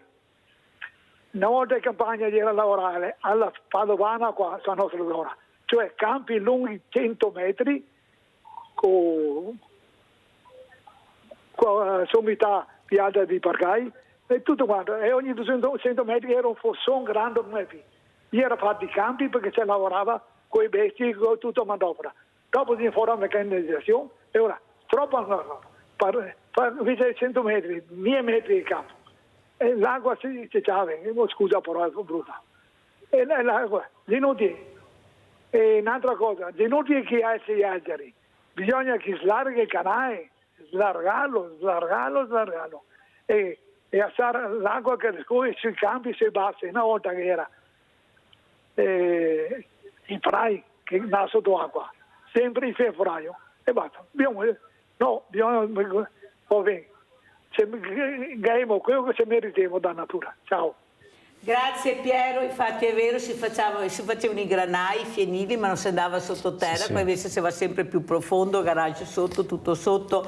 Allora Andrea Colla, come commenta? Sì, allora quello degli scantinati è un ovvio problema perché giustamente i nostri concittadini hanno diritto di lamentarsi di quello che sta succedendo di allagamenti, però devono anche ricordare che, parlo per il mio consorzio Bonifica Veneto Orientale che va da Portogruaro, San Donà e Jesolo Cavallino Tre Porti, che è stato costruito molto su un territorio che è sotto il livello del mare o è a 0 metri sul livello del mare. Di conseguenza andare a fare un intervento immobiliare sotto il livello del mare è già di per sé logico che l'acqua che va appunto in equilibrio vada dove ci sono degli spazi ovviamente in discesa e non in salita.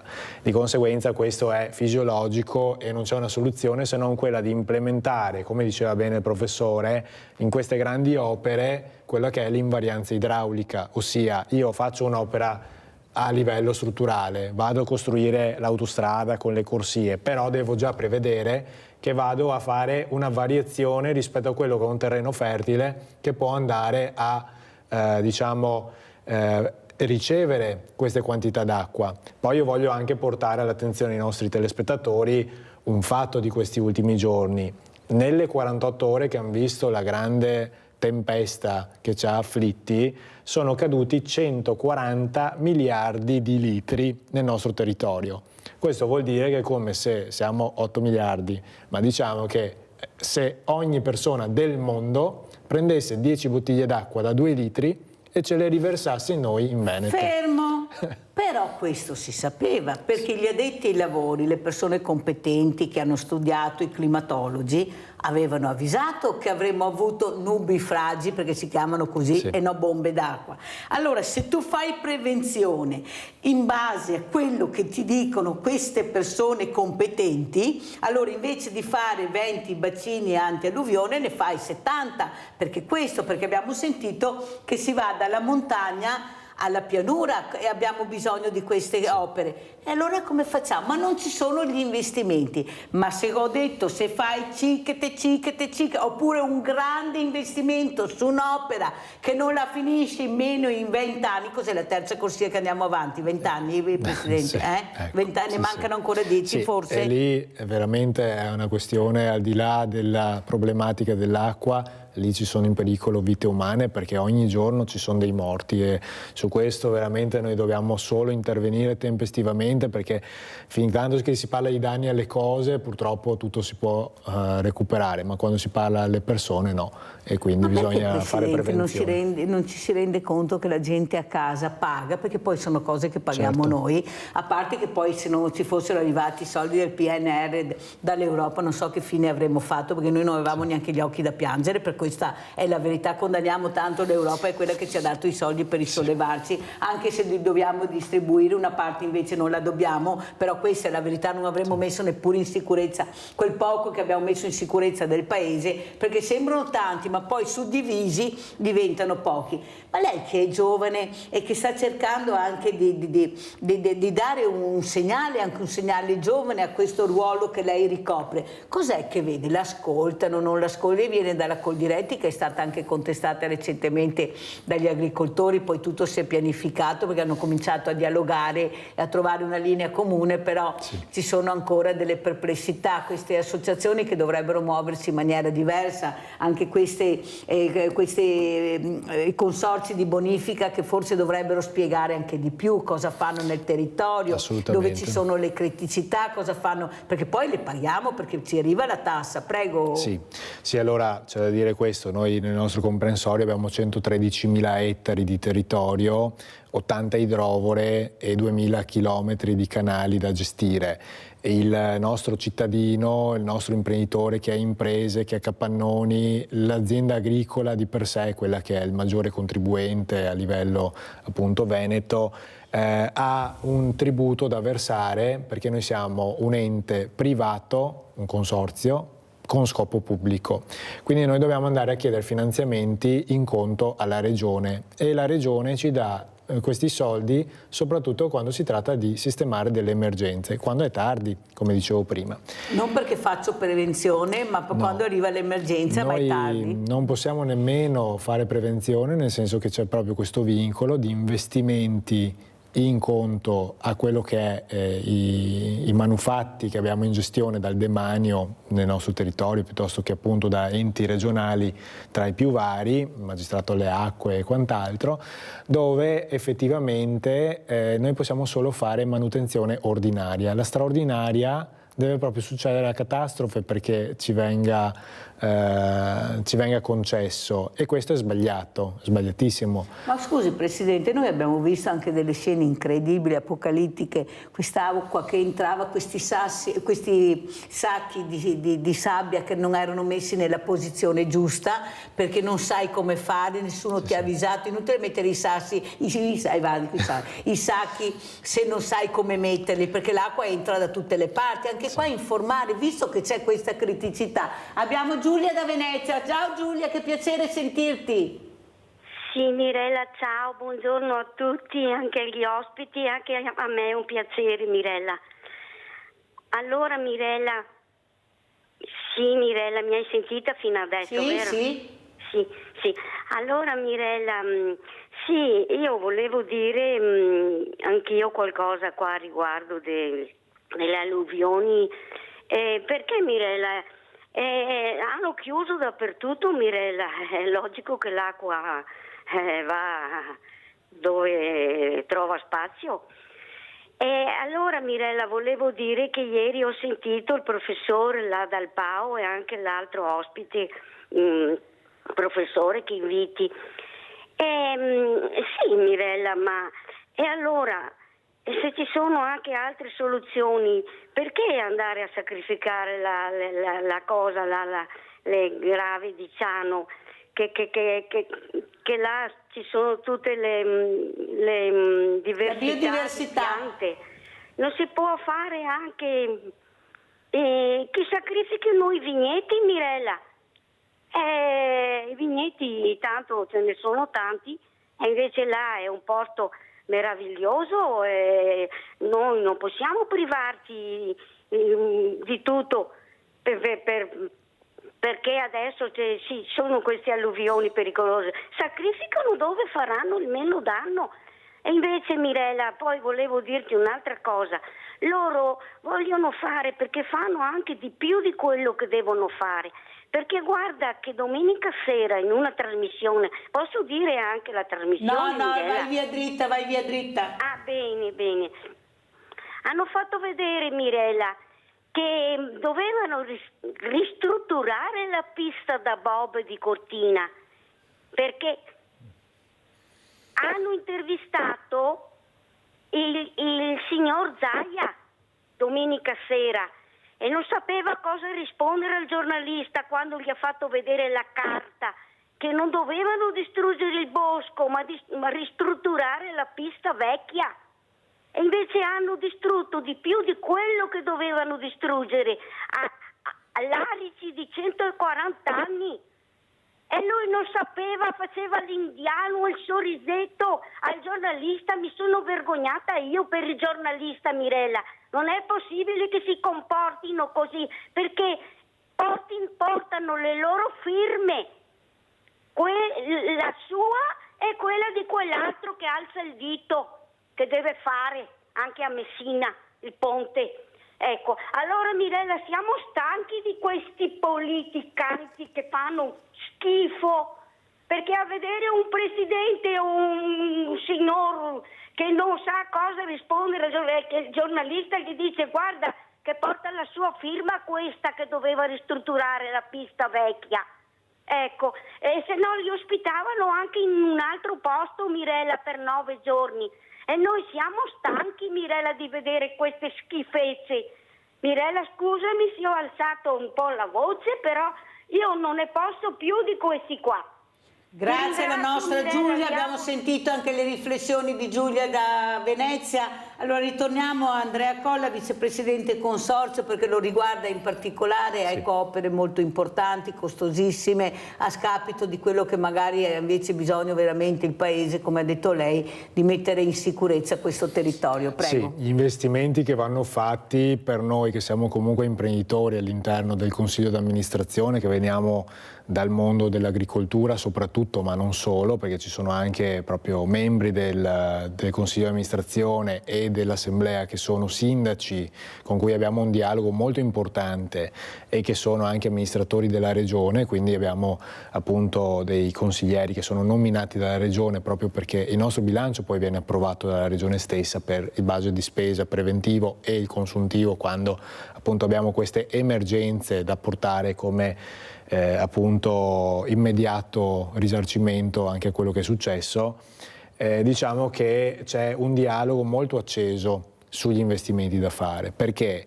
Perché noi dobbiamo essere in grado di fare investimenti che poi vadano a sistemare i problemi da una parte e a rendere dall'altra, perché altrimenti diventano spese che poi vanno mantenute e vanno gestite, però sempre sulle tasche dei nostri concittadini, e questo per noi è inaccettabile. Noi dobbiamo investire nel territorio, metterlo in sicurezza. Viviamo in un territorio, come dicevo prima, con un grave dissesto idrogeologico, perché è fatto delle opere di bonifica dal 1922, dove abbiamo fatto il centenario del 2022, perché sono terreni strappati alla palude, strappati alla malaria, che avevano una funzione anche sociale, di andare a riprendere un'agricoltura dove non c'era neanche vita e quindi andare a stabilire un principio anche di salvaguardia per la salute delle persone, no? Perché la malaria è ovvio che aveva causato veramente diverse difficoltà nella vita e nella salute delle persone. Di conseguenza c'è stato uno sviluppo anche dei nostri litorali. Io guardo Jesolo, guardo Cavallino Treporti, Caorle, Bibbione, cioè tutto quello che è il litorale nostro del Veneto è sorto a seguito della bonifica. Allora, quanto PIL porta questo insieme con Venezia come città da salvaguardare? Però, scusi Colla, ma tantissimi chiamano, quasi sempre, che ci sono questi fiumi che non sono puliti, questi mari che non sono dragati.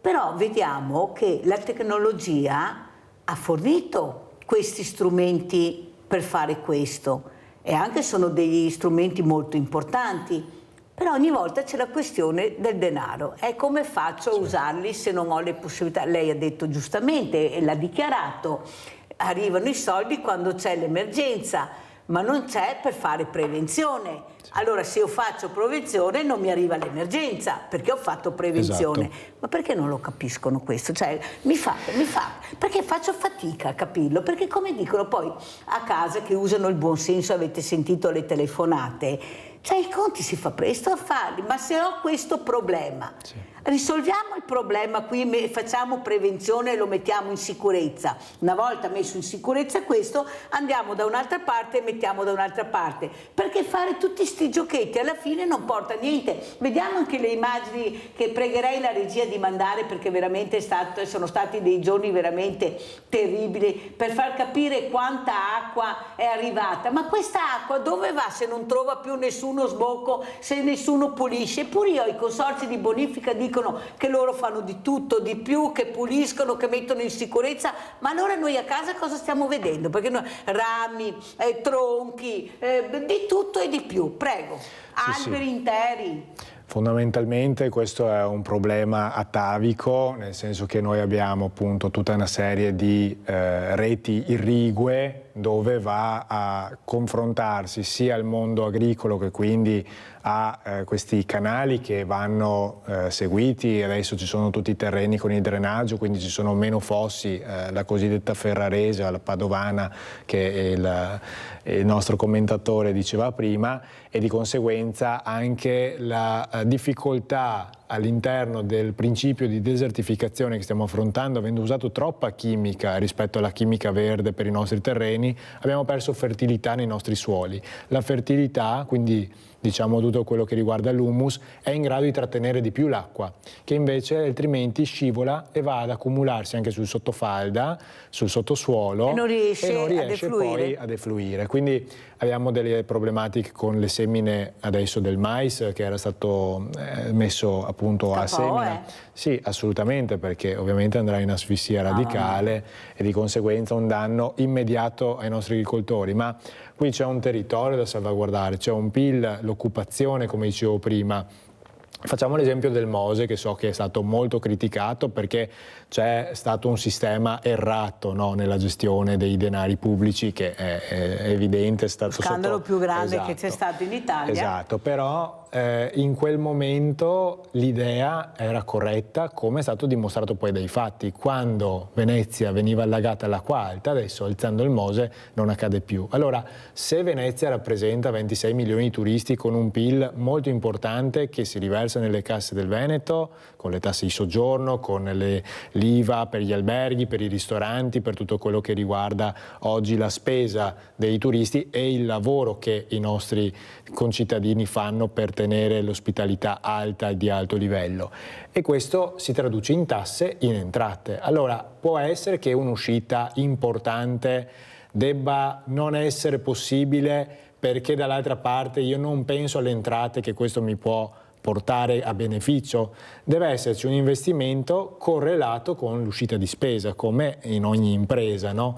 L'impresa si basa su entrate e uscite, ma avendo un'uscita da investimento bisogna andare a investire. Colla, il problema è che noi adesso non abbiamo solo il problema dei mari e dei fiumi, abbiamo il problema del cielo, che scarica queste quantità di acqua in pochissimo tempo e non facciamo prevenzione, perché abbiamo visto che il Mose non si è alzato, perché l'acqua è venuta dal cielo, ha allagato, abbiamo visto veramente una cosa incredibile con l'acqua che da Ponte Rialto come scendeva, sembrava che avessero aperto delle cascate non so dove. Sì. Allora bisogna fare prevenzione, come dice lei, non devo arrivare all'emergenza, perché all'emergenza ormai non riesco più a fare niente, sì. Tolgo quello che dovevo togliere prima, o metto quello che dobbiamo mettere prima, allora vediamo le gru, abbiamo questi massi. Ma perché non si fa prima? Ma perché qualcuno non vuole ascoltare che siamo tutti a rischio? Andiamo a vedere il Sile, visto che poi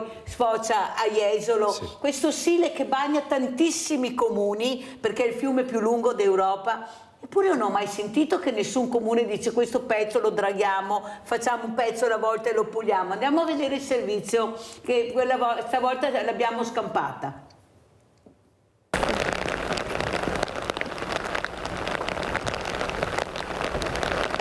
Pioggia scrosciante, il Sile attenzionato speciale. Le tracimazioni che già dalla sera di lunedì avevano cominciato a preoccupare gli inquilini del campus Beach Farm sono stati infatti evacuati trascorrendo la notte in un hotel della zona. Noi avevamo un'allerta riguardo l'altezza del Sile, quindi bisognava tenere sotto controllo anche gli argini. Quello è un punto delicato e quindi ha bisogno di un monitoraggio continuo. Oggi il Genio è intervenuto ponendo dei teloni sopra l'argine, come avete visto, e quindi l'area è stata messa in maggior sicurezza. Allerta data non solo dalla possibile e repentina salita del Sile, ma soprattutto da dei trafori scavati dalle nutrie che hanno reso l'argine ancora più fragile. Uomini della protezione civile e carabinieri in congedo al lavoro sin da notte fonda per mettere in sicurezza il terrapieno che costeggia il Sile e che dista poche centinaia di metri dai dormitori del campus Beach Farm. Posizionati teli lungo gli argini più soggetti alle tracimazioni per aiutare l'acqua a defluire con più velocità. Noi l'allerta come comune l'avevamo su tutto il territorio comunale, Roncade e Casale. Ieri siamo stati avvertiti dalla prefettura e dalla protezione civile provinciale che eravamo comuni da considerare a rischio in modo particolare per delle precipitazioni che poi fortunatamente non si sono verificate con quell'intensità. Allerta rossa che aveva fatto scattare l'allarme anche a Casale sul Sile, dove il livello del fiume dopo le piogge della scorsa settimana non accennava a scendere, diventando un potenziale pericolo. Siamo stati sul territorio da mezzanotte alle 6 perché avevamo una previsione di un evento meteorico avverso già stanotte da mezzanotte alle 4. Fortunatamente non è avvenuto, ma abbiamo visto che anche il Sile è calato e dal briefing insomma ci siamo organizzati per i monitoraggi nel momento in cui avremo il nuovo bollettino e vedremo appunto la situazione prevista. E abbiamo già distribuito sacchetti di sabbia a tutti i residenti che erano stati colpiti la settimana scorsa. Abbiamo delle postazioni con sacchetti di sabbia nel territorio già posizionati e le squadre operative sia la protezione civile che abbiamo anche la disponibilità dell'Associazione Nazionale Carabinieri in Congedo. Fino alle 21 c'è anche la polizia locale, insomma, quindi attendiamo per i monitoraggi e per intervenire all'occorrenza. Livello del fiume che rispetto alle scorse ore è calato toccando i 70 centimetri rispetto ai 2,2 metri della scorsa settimana. Previsioni che fanno ben sperare, ma le squadre di soccorso restano attive. Non si tira ancora un sospiro di sollievo, sindaca? No, finché non vedo un bollettino che mi indica che qui è verde non si tira nessun sospiro di sollievo, ma non per allarmare qualcuno, ma per essere pronti e operativi. I quantitativi piovuti sono quantitativi che non ci hanno impensierito. Il pluviometro di via Corrado ha segnato 14 mm dalla mezzanotte, quindi è un quantitativo assolutamente gestibile. Il temporale che ci ha causato grossi problemi ha registrato 90 mm non in 12 ore ma in 45 minuti, quindi stiamo paragonando proprio eventi di una portata completamente diversa. Fotografa così la situazione per il comune di Padova il vice sindaco e assessore alla protezione civile Andrea Michalizzi. Nel territorio comunale siamo lontani dalla pioggia caduta la scorsa settimana che ha causato allagamenti da Montà a Brusegana. ora l'allerta è legata al livello dei fiumi. Stiamo osservando i livelli sul Vicentino del Bacchiglione che si sta alzando anche di molto, ha già superato la prima soglia di attenzione. Il Genio Civile mi ha appena comunicato che apre il servizio di piena su Padova, quindi questo significa che il Genio Civile attua su Padova le prime manovre difensive, che sono la chiusura del Ponte dei Cavai al Bassanello per, diciamo, non far entrare le acque di piena dentro la città. I volontari della Protezione Civile intanto continuano a preparare i sacchi di sabbia.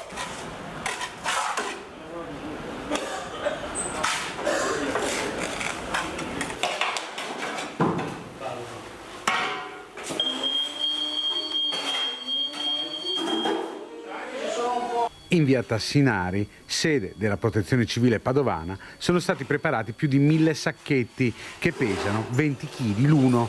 La distribuzione è libera per tutti i cittadini, con un limite però di 10 sacchi a persona. Allora, noi vediamo queste macchine a correre con questa acqua altissima, poi sono macchine che se entra l'acqua butteranno via tutto perché la macchina si rovina, non è più utilizzabile, e questi sacchi di sabbia dopo, ma non è che si può fare anche prima questo lavoro, sapendo dove sei, il territorio, le criticità, le fragilità, cioè non devi fare prevenzione dopo, ma prima, sapere come mettere questi sacchetti, che lo dico tutte le mattine, che è inutile se non so metterli, poi l'acqua mi entra, prego.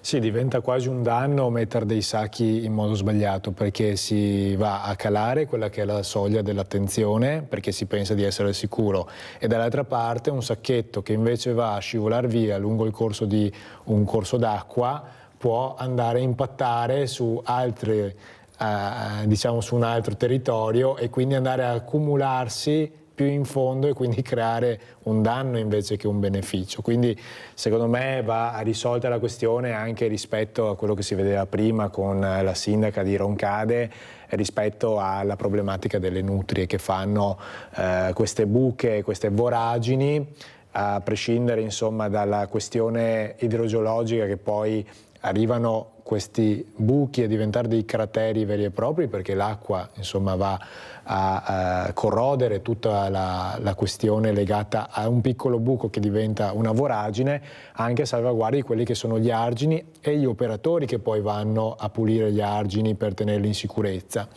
Tant'è che noi abbiamo presentato un progetto da 200 milioni di euro con la Regione Veneto e Infrastrutture Venete per andare ad alzare gli argini di tutta la litoranea veneta. Scusa, quando l'avete presentato il progetto? È da 20 anni che se ne parla, è da 10 anni che ci sono studi di fattibilità diversi, e adesso stiamo raccogliendo i fondi grazie a un finanziamento europeo, visto che si parla sempre male dell'Europa, ma insomma se siamo concittadini... Sono là che ci sono i soldi, vero Colla? Sì, bisogna andarseli a prendere, perché i progetti poi vengono finanziati sulla base di quello che è un beneficio. Noi abbiamo un territorio meraviglioso che dà lavoro a decine di milioni di persone di indotto, e non solo ai veneti, ma guardando anche dal punto di vista dell'occupazione straniera o da altre regioni che arriva per la stagione invernale o la stagione estiva nelle nostre montagne o nelle nostre spiagge, e non ci rendiamo conto che bisogna investire cambiando marcia, cambiando il sistema, e quindi fare proprio uno sforzo maggiore che poi costerebbe sicuramente meno rispetto al moltiplicatore per 7 di andare a sistemare i danni, perché un'auto come quella che faceva vedere prima Mirella ha un problema che se entra l'acqua praticamente posso buttare via il motore. Allora, quanti studenti devono essere evacuati e pagare l'albergo a tutti gli studenti di Sfarm o ai nostri concittadini che magari vivono in piani interrati, per metterli in sicurezza invece di ragionare di investire subito. Allora andiamo a vedere anche questo servizio di questa locanda, questo dramma, questa locanda sott'acqua, visto che abbiamo parlato di criticità e di queste persone che si vedono veramente in poco tempo sparire tutto. E fai il fotografo, tu rendiconta, fai le rendicontazioni, fotografo, e poi ti arriverà. Abbiamo con noi Deborah Gemo, che è la proprietaria di questa locanda. I lavori erano quasi ultimati, l'apertura era prevista come regalo di compleanno e anche come omaggio al santo, adesso perché era prevista per il 13 giugno. Adesso è un disastro. Sì, adesso è un disastro, non sappiamo effettivamente quando riusciremo ad aprire. Eravamo quasi pronti, avevamo già cominciato, è da settembre che siamo qua, abbiamo cominciato a ristrutturare le stanze che adesso sono totalmente distrutte, non si può recuperare niente e quindi non so, è stato veramente una cosa anche inaspettata. Ci avevano detto di non preoccuparci anche se siamo così bassi, perché l'ex proprietario aveva alzato comunque alle spalle gli argini e non era mai successo una cosa del genere. C'è stato anche il proprietario precedente che è venuto a vedere e mi fa: noi in 60 anni non è mai arrivata assolutamente l'acqua fino a qua. Abbiamo visto come hanno tentato di resistere, ci sono i sacchi di sabbia, il marito della signora ci raccontava, insomma, ha lottato per 2 giorni, è iniziato giovedì la lotta, alla fine domenica purtroppo si è dovuto arrendere. Vi facciamo vedere dove è arrivata l'acqua qui all'interno, direttore, guardate. Allora, si può vedere sia qui nel pilastro o comunque anche nei muri, si vede dove è arrivato il livello dell'acqua, perché è tutto giallo, perché non è che sia arrivata solamente acqua normale.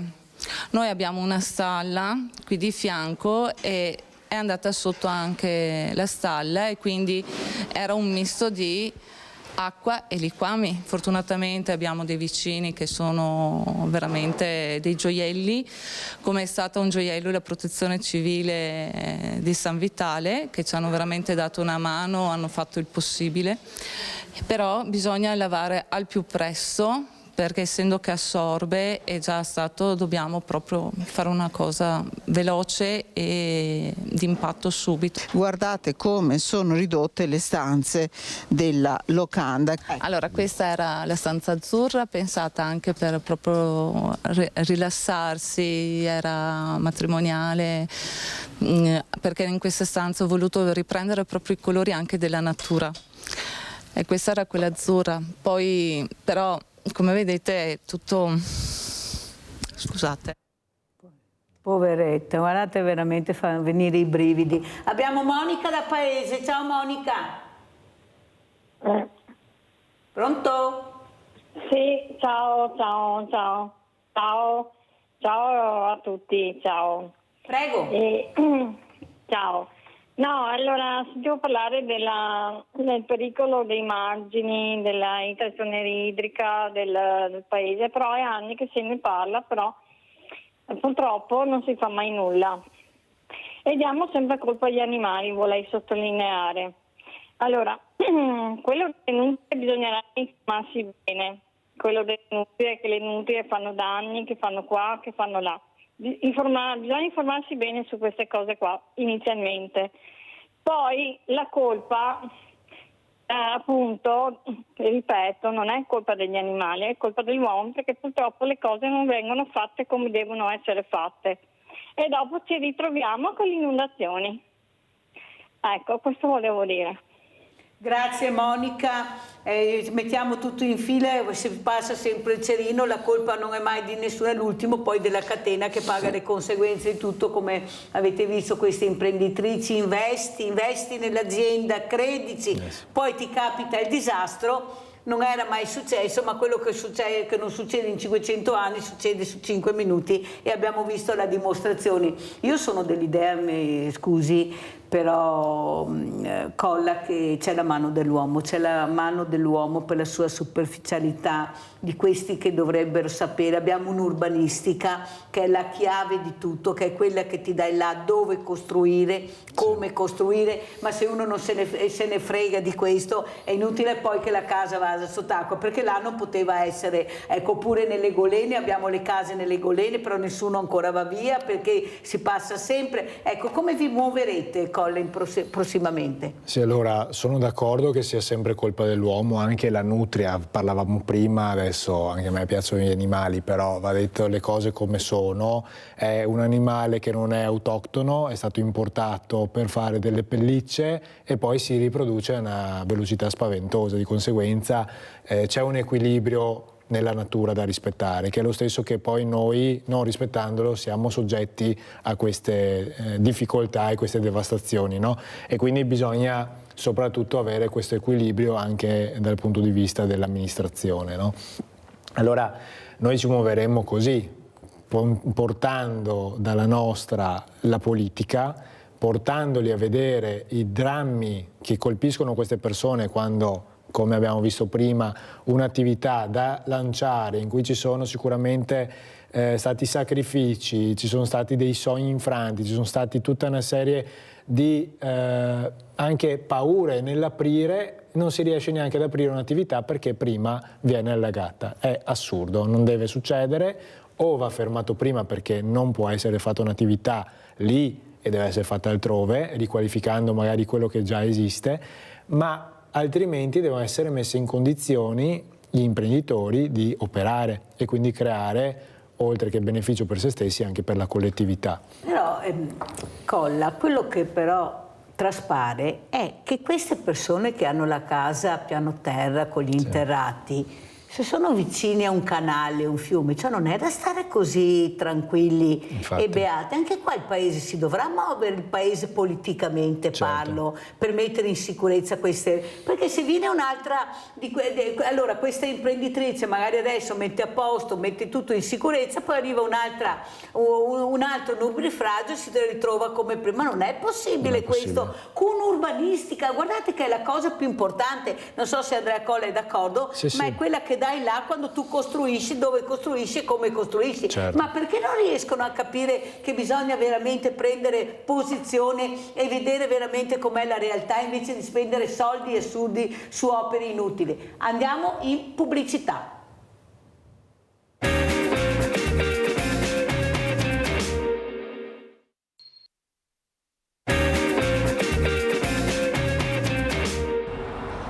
Ha sbandato con la sua Opel Corsa finendo contro la scarpata rocciosa laterale, dunque si è ribaltata più volte finendo contro la barriera spartitraffico centrale. È successo alle 8:15 sul raccordo autostradale in direzione Venezia, poco dopo l'area di servizio Duino Sud, all'altezza del curvone che porta verso l'Isert. La conducente del veicolo, una poliziotta che si stava recando al lavoro, è rimasta ferita e sotto shock, frattura a una mano e a un braccio, stando le prime informazioni, ma non è in pericolo di vita. Per assistere la donna è stato completamente bloccato il traffico in entrambe le direzioni in un primo momento per far atterrare l'elicottero proveniente dall'ospedale di Catinara, dove l'automobilista è stata poi ricoverata. Sul posto anche la polizia stradale per i rilievi e i vigili del fuoco, oltre al personale di Autostrade Alto Adriatico. In particolare per chi proveniva da Trieste, questa mattina si è creata una coda che ha raggiunto i 6 km di lunghezza. Momenti difficili, insomma, per chi si è trovato lungo l'autostrada per almeno un paio d'ore. Per chi viaggiava in uscita dalla città, infatti, anche dopo la riapertura del traffico, la carreggiata è rimasta comunque percorribile in una sola corsia per un paio d'ore per consentire la rimozione del veicolo, la pulizia e la messa in sicurezza dell'asfalto. La coda dunque si è trasformata in un rallentamento che ha messo a dura prova la pazienza degli automobilisti. Arzignano, è sera quando in via dei Mille un'auto si schianta contro un platano. All'interno della macchina una mamma con il suo bambino piccolo. La donna resta incastrata tra le lamiere mentre alcuni passanti riescono a intervenire con prontezza e a tirare fuori subito il bimbo dalla vettura affidandolo ai medici del SUEM 118 accorsi sul posto. Anche i vigili del fuoco entrano in azione. Una squadra dei pompieri di Arzignano mette in sicurezza la macchina e libera la donna alla guida. Mamma e bambino sono stati portati all'ospedale mentre le cause dell'incidente sono al vaglio delle forze dell'ordine. Allora saluto Stefano Benato, coordinatore Associazione Vittime Incidenti Stradali e Mala Sanità, di essere con noi, è collegato da Verona. Ringrazio anche Andrea Colla di essere rimasto con noi, vicepresidente consorzio di bonifica Veneto Orientale, ma che ha parlato anche della pericolosità di questa autostrada, ecco, di queste persone che non si rendono conto forse che sono alla guida di una macchina, siamo molto superficiali. Ecco, sentiamo allora Stefano Benato cosa dice. Non è possibile ogni giorno, tutti i giorni, morti sulle strade, incidenti pazzeschi e poi ognuno passa il serino di chi è la colpa, vai a vedere, ma intanto queste vittime e famiglie distrutte. Anzi, colgo l'occasione per salutare queste mamme, le associazioni che abbracciano le associazioni dove queste mamme si sono rimboccate le maniche dopo aver perso i loro figli anche in incidenti stradali, in incidenti sul lavoro per mala sanità, per cercare di condividere il loro dolore con altre realtà. Prego Benato. Buongiorno signora Mirella, grazie per l'invito e buongiorno a tutti i telespettatori. Sì, certo, ancora oggi dobbiamo parlare di violenze stradali, è una vera e propria emergenza sociale. Le dico alcuni dati, alcuni numeri purtroppo freddi, ma che dicono ancora di più la gravità e la sottovalutazione di questi eventi così tragici. All'inizio dell'anno in Italia dobbiamo già piangere 400 vittime, quali me le sono segnate, 153 pedoni, 60 ciclisti, 6 bambini, 187 motociclisti, 30 atti di pirateria stradale. È un costo umano e socio-economico devastante.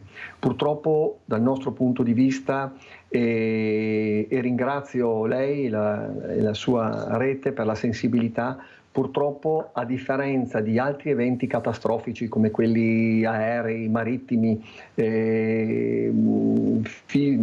di terremoti, eventi terroristici, purtroppo a livello di violenze stradali non c'è ancora la giusta sensibilità da parte dell'opinione pubblica. Una riflessione che abbiamo fatto è stata questa: forse un motivo è dovuto al fatto della elevata frequenza.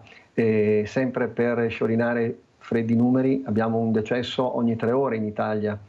Dopo c'è l'altro elemento, è la vastità geografica di dove capitano gli incidenti, e terzo, è difficile riuscire a coinvolgere una platea così vasta come tutti gli utenti della strada.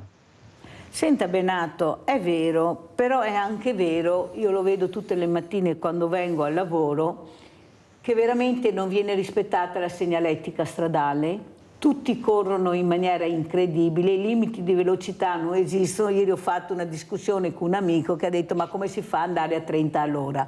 No, come si fa ad andare a 90 all'ora se vedi scritto 30 all'ora o 50 all'ora? Gli ho risposto io: spiegamelo, se c'è un cartello, ma perché non lo rispetti? Che poi alla fine trovi un semaforo, trovi una macchina ferma e ti fermi. Ecco, perché si cerca sempre anche noi di passare il cerino che è sempre colpa di qualcun altro e non la tua colpa, quella di non rispettare le regole. Non puoi farti tu le regole quando esci di casa, eppure si fa così. Nella nebbia fanali spenti, le frecce nella rotonda non si mettono, ci mettiamo anche gli amministratori, abbiamo fatto anche le stelline, anche se non si possono fare le stelle, ecco, sul pavimento stradale, eppure adesso bisogna cancellarle perché non sono a norma. Cioè, capite che c'è una confusione tale che poi veramente ne paga le conseguenze, magari quello che si comporta bene, che sta andando piano, rispetta le regole. Prego Benato, questa superficialità nel guidare. È corretto, infatti noi prendiamo spunto anche da una riflessione psicologica e si chiama il pregiudizio della normalità. Probabilmente la stragrande o comunque una buona parte di utenti della strada non hanno, la nostra mente non è tarata per percepire e pensare che eventi drammatici o catastrofici succedano e possano capitare a noi, oppure ne minimizziamo le probabilità. Quindi questo succede agli altri, questa superficialità ci porta ci porta anche a dire, beh, anche se svolto o se ci sono i 30 faccio i 50, se ci sono i limiti, beh, anche se li sforo, oppure tengo un comportamento non corretto alla guida, mi distrago con lo smartphone, uso un approccio azzardato. Quindi questo probabilmente è anche un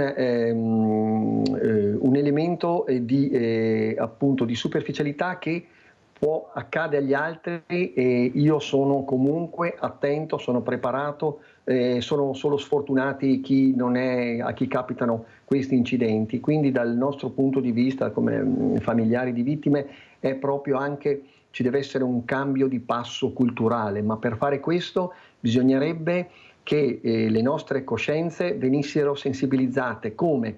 Con maggiori iniziative anche per quanto riguarda il mondo della sicurezza stradale, maggiori magari iniziative anche a livello mediatico, dove non è sufficiente il mero comunicazione dell'atto di cronaca, ma anche a livello forse di istituzioni, qualche comunicato nelle ore principali, come per esempio fanno in Inghilterra nei momenti di maggior audience, fanno quel mezzo secondo, anche magari con impatti che turbano un po' le coscienze, o come dico io fanno venire il mal di pancia, ma sarebbero importanti perché andremo a limitare e ridurre quella che, come dicevo all'inizio, è una vera e propria emergenza sociale. Sentiamo come commenta Andrea Colla, questo giovane uomo che anche lui guida, si mette alla macchina, e queste macchine sempre velocissime, questi limiti che non ti rendi conto che stai andando a 100, 120, e sembra che vai a 60, invece è quello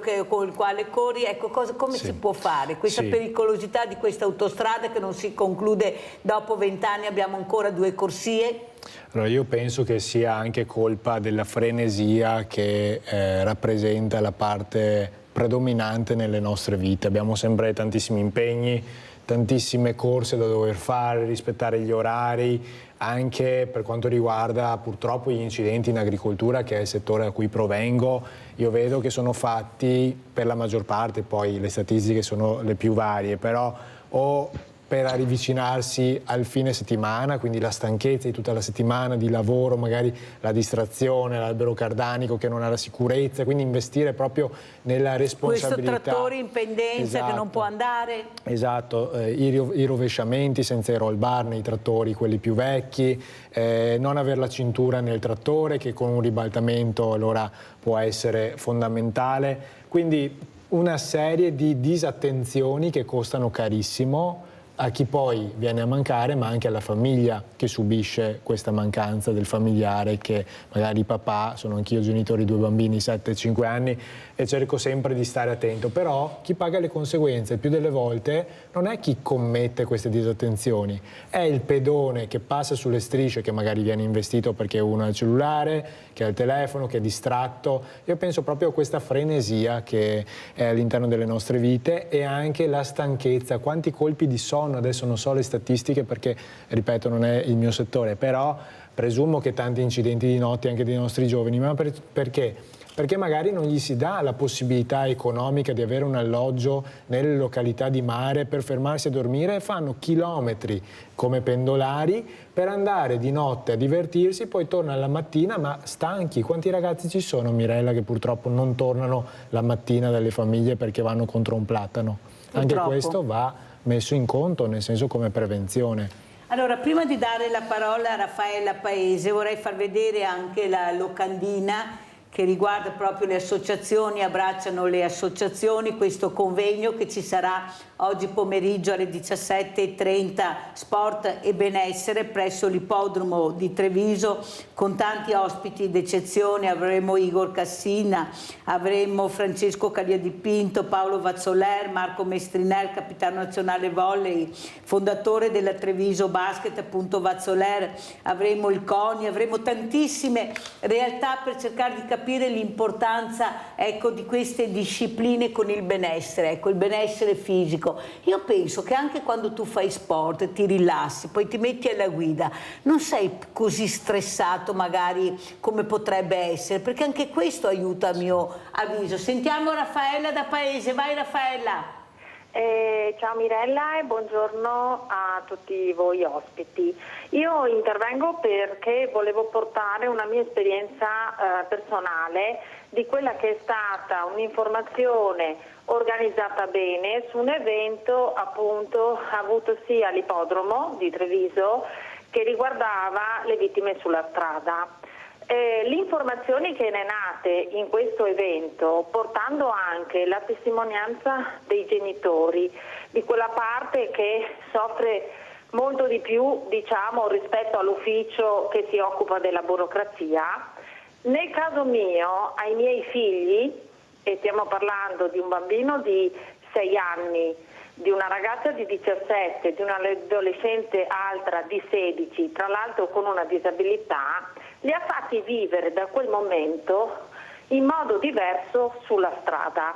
Quindi da mamma e da persona mi sono posta questa domanda. Magari fosse arrivata un'informazione prima, perché credo che a volte non ci sia quell'occasione di far capire al cittadino, alla persona, che cosa succede quando per 1000 fattori dovuti a altre persone o alla distrazione alla guida, in motorino, in macchina o in monopattino, può accadere. E questo secondo me è quello che a me ha fatto rimanere come mamma, e ho detto ci devono essere veramente più continuità di queste testimonianze, perché non sono inutili, anzi per il mio bambino, ma per mia figlia che ha 16 anni e una disabilità, è diventata ancora più attenta sulla strada, perciò io ne ho ricavato in un momento un po' di tristezza quando racconti una perdita di un figlio, di un familiare, un incidente, una luce per una speranza ai miei figli.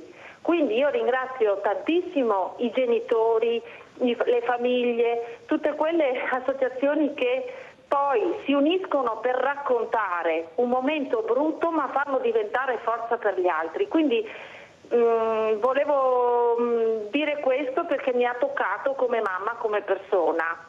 E grazie al team di Sveglia Veneti e di Mirella che pensa a molte cose utili e informazioni che servono ai cittadini. Arrivederci.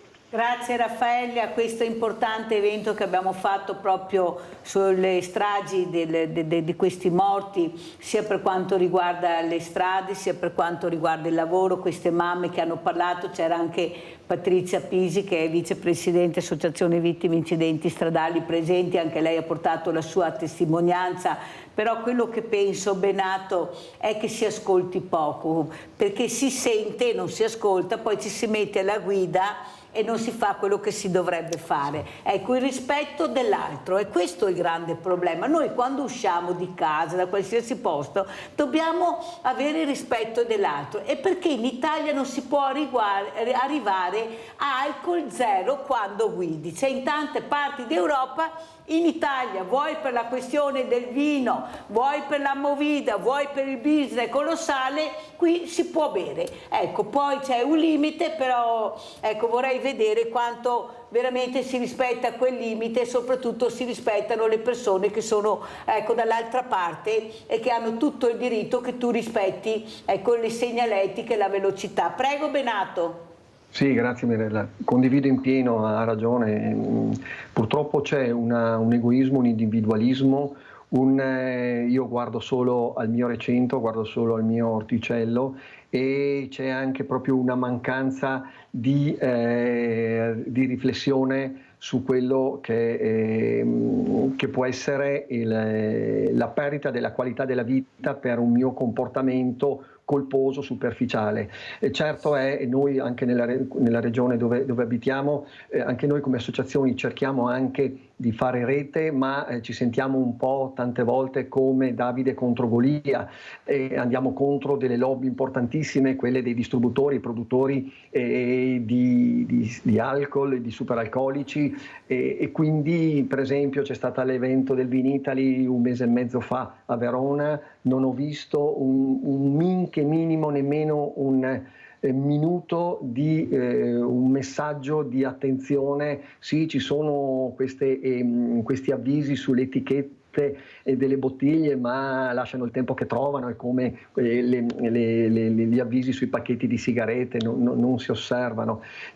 Bisogna che ci si metta in mente di attivare delle iniziative veramente concrete, se no continuiamo a parlarci addosso e disperdiamo fiato al vento. Noi come associazione, ma altre associazioni, andiamo frequentemente con dei programmi formativi di sicurezza e sensibilizzazione stradale nelle scuole, e questo ci fa ben sperare, perché andiamo ma scusa Benato, ma se il messaggio che vediamo tutti i fine settimana è quello di bere, perché è inutile che ce la giriamo, questo è il messaggio che arriva, basta vedere gli stand che ci sono. Allora noi possiamo fare quello che vogliamo nella scuola, ma se poi questo ragazzo lo si invita, tanto è vero che a 10 anni bevono gli spritz, a 10-11 anni, cioè non è che non sia vero, questa è la verità, perché questa è la moda, lo spritz in mano e la sigaretta a 10 anni ti fa sentire che sei qualcuno, questa è la verità.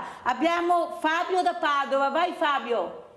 Grazie Mirella, saluto tutti. Senti, allora la cosa è semplice, per risolvere il problema degli incidenti stradali, io l'ho scritto un sacco di volte al Ministero dei Trasporti di Roma, anche negli anni.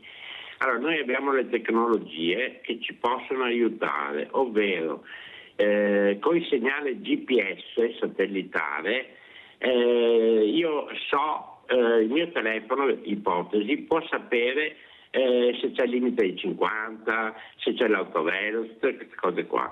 Allora basta collegare il segnale satellitare alla centralina del veicolo, e questo lo deve fare la fabbrica che costruisce le macchine, di modo che se io sono in una strada che c'è il limite di 50, io posso accelerare finché voglio, la macchina più dei 50 non fa.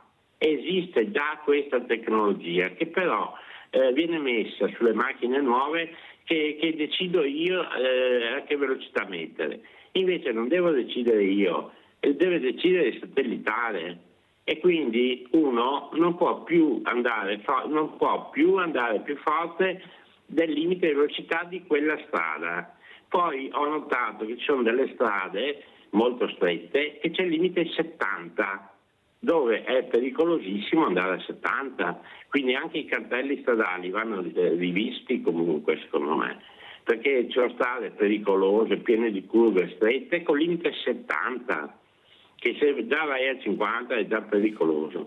Grazie Fabio, molto chiaro, ti ringrazio della telefonata. Non solo, ma anche nelle rotonde dovrebbero essere visti i cartelli, ce ne sono talmente tanti che quando arrivi non sai mai da che parte andare, se non sai veramente la strada. Cosa dice Colla? Ecco, tutta questa segnaletica delle volte anche in maniera confusa e messa in maniera errata, prego. Sì, è vero, secondo me un'auto con le tecnologie che abbiamo oggi di assistenza alla guida potrebbe essere una delle soluzioni per evitare distrazioni, perché tante volte c'è anche il problema inverso, ossia io per guardare il limite che passa da 100 a 90, a 70, a 50 sono distratto nel vedere qual è la velocità consentita e magari quello davanti frena e mi accorgo un secondo dopo, vuol dire che faccio un incidente.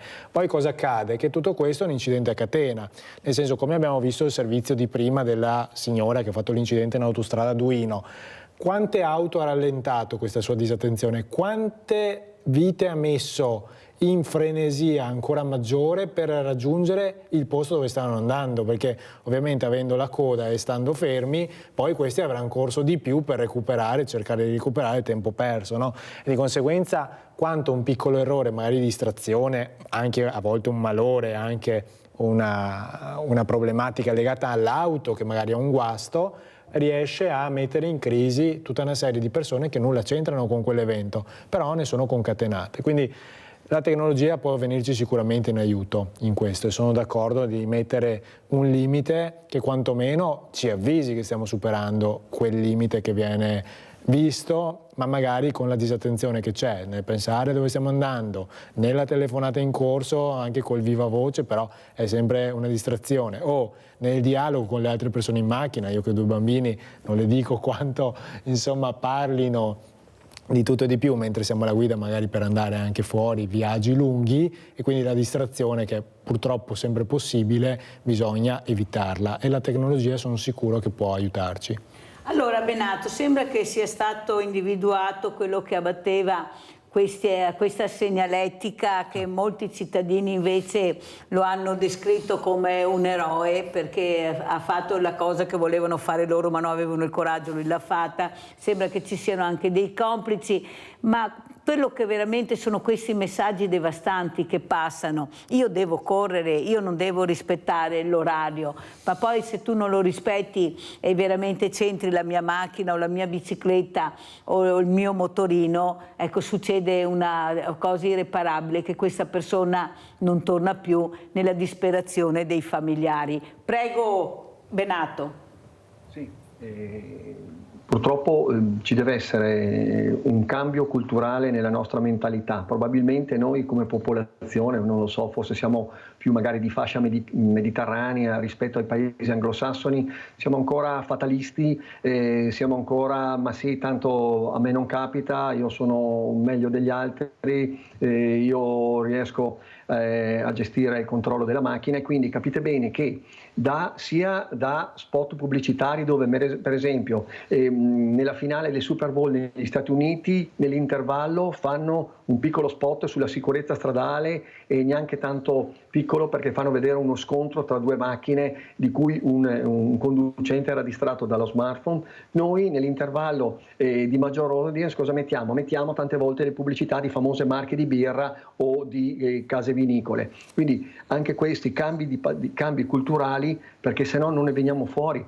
Facciamo passare per eroe chi ha vandalizzato gli autovelox, perché facciamo questo semplice e forse comodo passaggio mentale, dove l'autovelox fa delle multe, è posizionato in luoghi solo per far cassa alle amministrazioni, quando invece ci sono, praticamente deve passare questo, cioè ai 50 all'ora, se ci sono i 50 all'ora è perché se inavvertitamente mi attraversa la strada un pedone, un animale, ai 50 all'ora forse la vita la porto a casa con 1000 fratture, ma dai 60 all'ora in su, se un pedone viene investito, praticamente la morte è quasi certa. Ogni anno abbiamo in Italia 15.000 persone che rimangono tetraplegiche o paraplegiche. È un costo enorme. Purtroppo ci deve essere un cambio di passo culturale, e anche un altro piccolo aiuto potrebbe essere, altra proposta che abbiamo provato almeno qui sulla piazza di Verona, speriamo che si concretizzi, invitarci negli incontri nelle autoscuole per i candidati a prendere la patente. In più, nei rinnovi della patente, che non sia un mero atto amministrativo, ma che il soggetto che deve rinnovare la patente dimostri che ha frequentato un'ora e mezza, 2 ore con un corso di sicurezza stradale, che non vuol dire un corso per pilota da rally, vuol dire ascoltare poveri cristi come noi che abbiamo subito un lutto così devastante. I lutti stradali, ricordo, sono lutti improvvisi, devastanti, e hanno un impatto traumatico enorme, ci lascia sbilanciati nel vuoto per tutta la vita. Noi familiari di vittime della strada non abbiamo più una vita, avevamo una vita prima, e oggi invece sopravviviamo con un dolore lacerante e che ci lascia completamente smarriti e da soli. È per quello che si creano queste associazioni, perché cerchiamo di entrare in empatia tra di noi e darci un abbraccio, un aiuto, un momento di vicinanza e di solidarietà. Allora, vediamo anche queste immagini di questo convegno che è stato fatto proprio in merito agli incidenti stradali, agli incidenti sul lavoro all'ippodromo Sant'Artemio di Treviso, dove oggi pomeriggio appunto ci sarà un altro convegno sport e benessere. Ecco, avremo anche il professor Pauletto, che non è di sicuro l'ultimo della classe, ma il presidente del CDA Oras, dove questi traumi stanno cercando di fare del migliore per rimettere proprio in piedi queste persone, non sempre ci riescono, e tantissimi causati dagli incidenti stradali. No, volevo le immagini del convegno del Sant'Artemio, non la locandina, però quello che veramente traspare e che mi fa un po' pensare è che forse abbiamo, proprio in questo convegno che è stato fatto all'ippodromo, che si parlava appunto di incidenti stradali e di incidenti sul lavoro, c'era il Pirollo, che è uno che collabora con l'ACI, è un pilota numero 1, che ha detto che quando escono questi ragazzi con la patente non sanno guidare. Ecco, al posto di usare la frizione usano l'acceleratore, viceversa, una confusione totale. E soprattutto la psicologa del traffico, che anche lei ha detto che proprio non ci siamo, eppure dovrebbe anche la psicologa del traffico, io non sapevo neppure che esisteva, ecco vedete, e abbiamo anche queste, eppure vengono ascoltati in maniera molto superficiale, perché anche lei ha detto che nelle rotonde non ci possono mettere tutti questi cartelli, che le stelline non sono a norma, non si possono mettere, pure le hanno messe, adesso le stanno togliendo, questa velocità assurda, questo bere. Ecco, cosa dice Benato?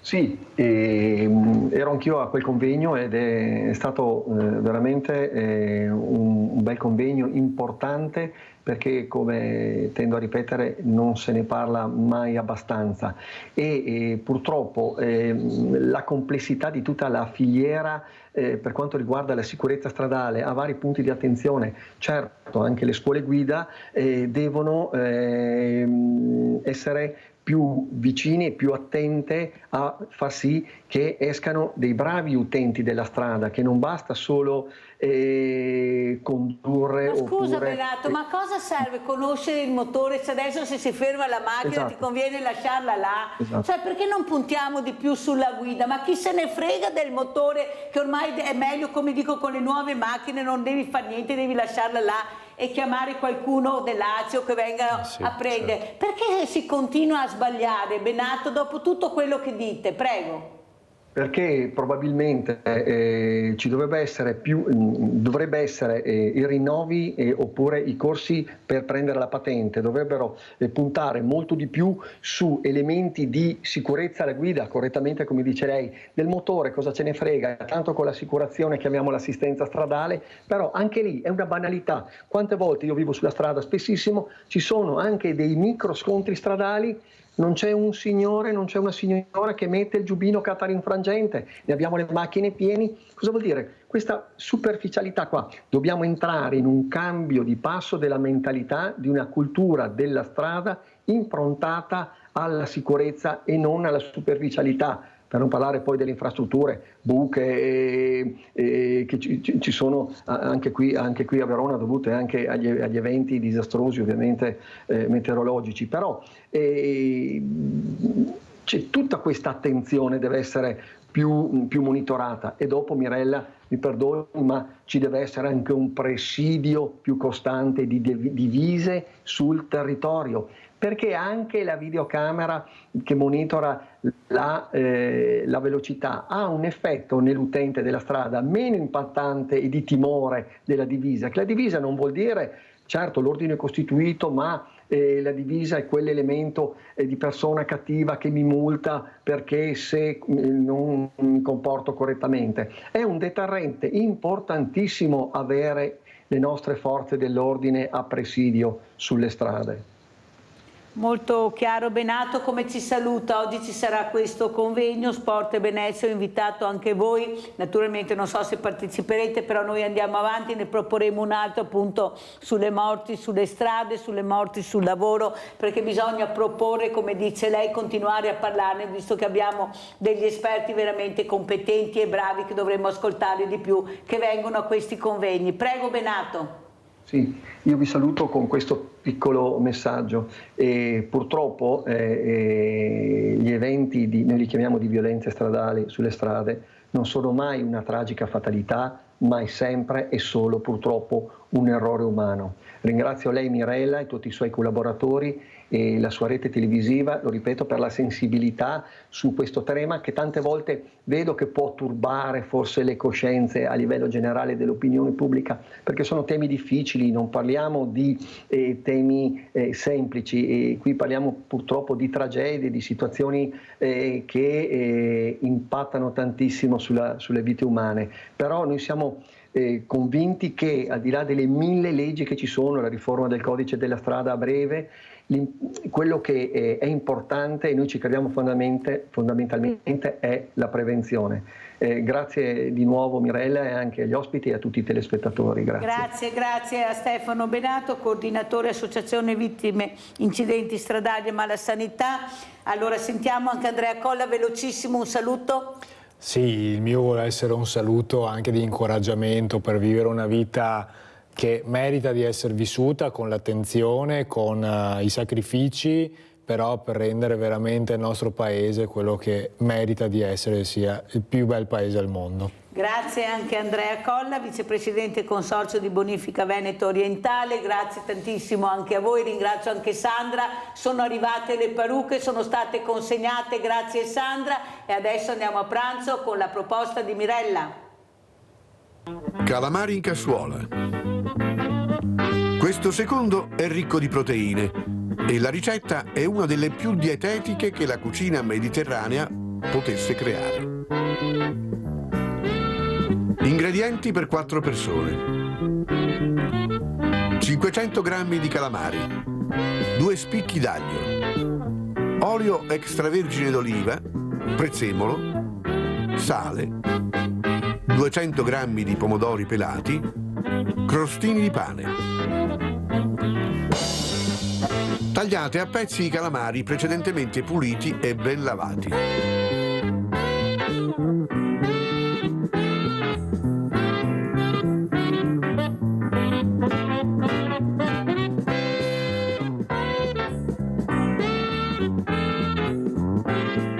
Dorate aglio e prezzemolo tritato nell'olio di oliva.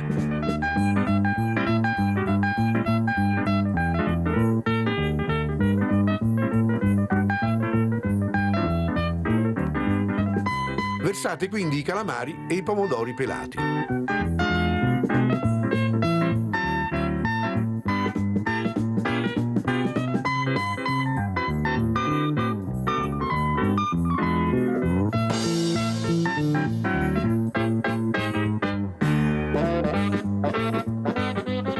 Lasciate cuocere per circa 10-15 minuti, aggiungendo alla fine della cottura sale quanto basta ed i crostini di pane.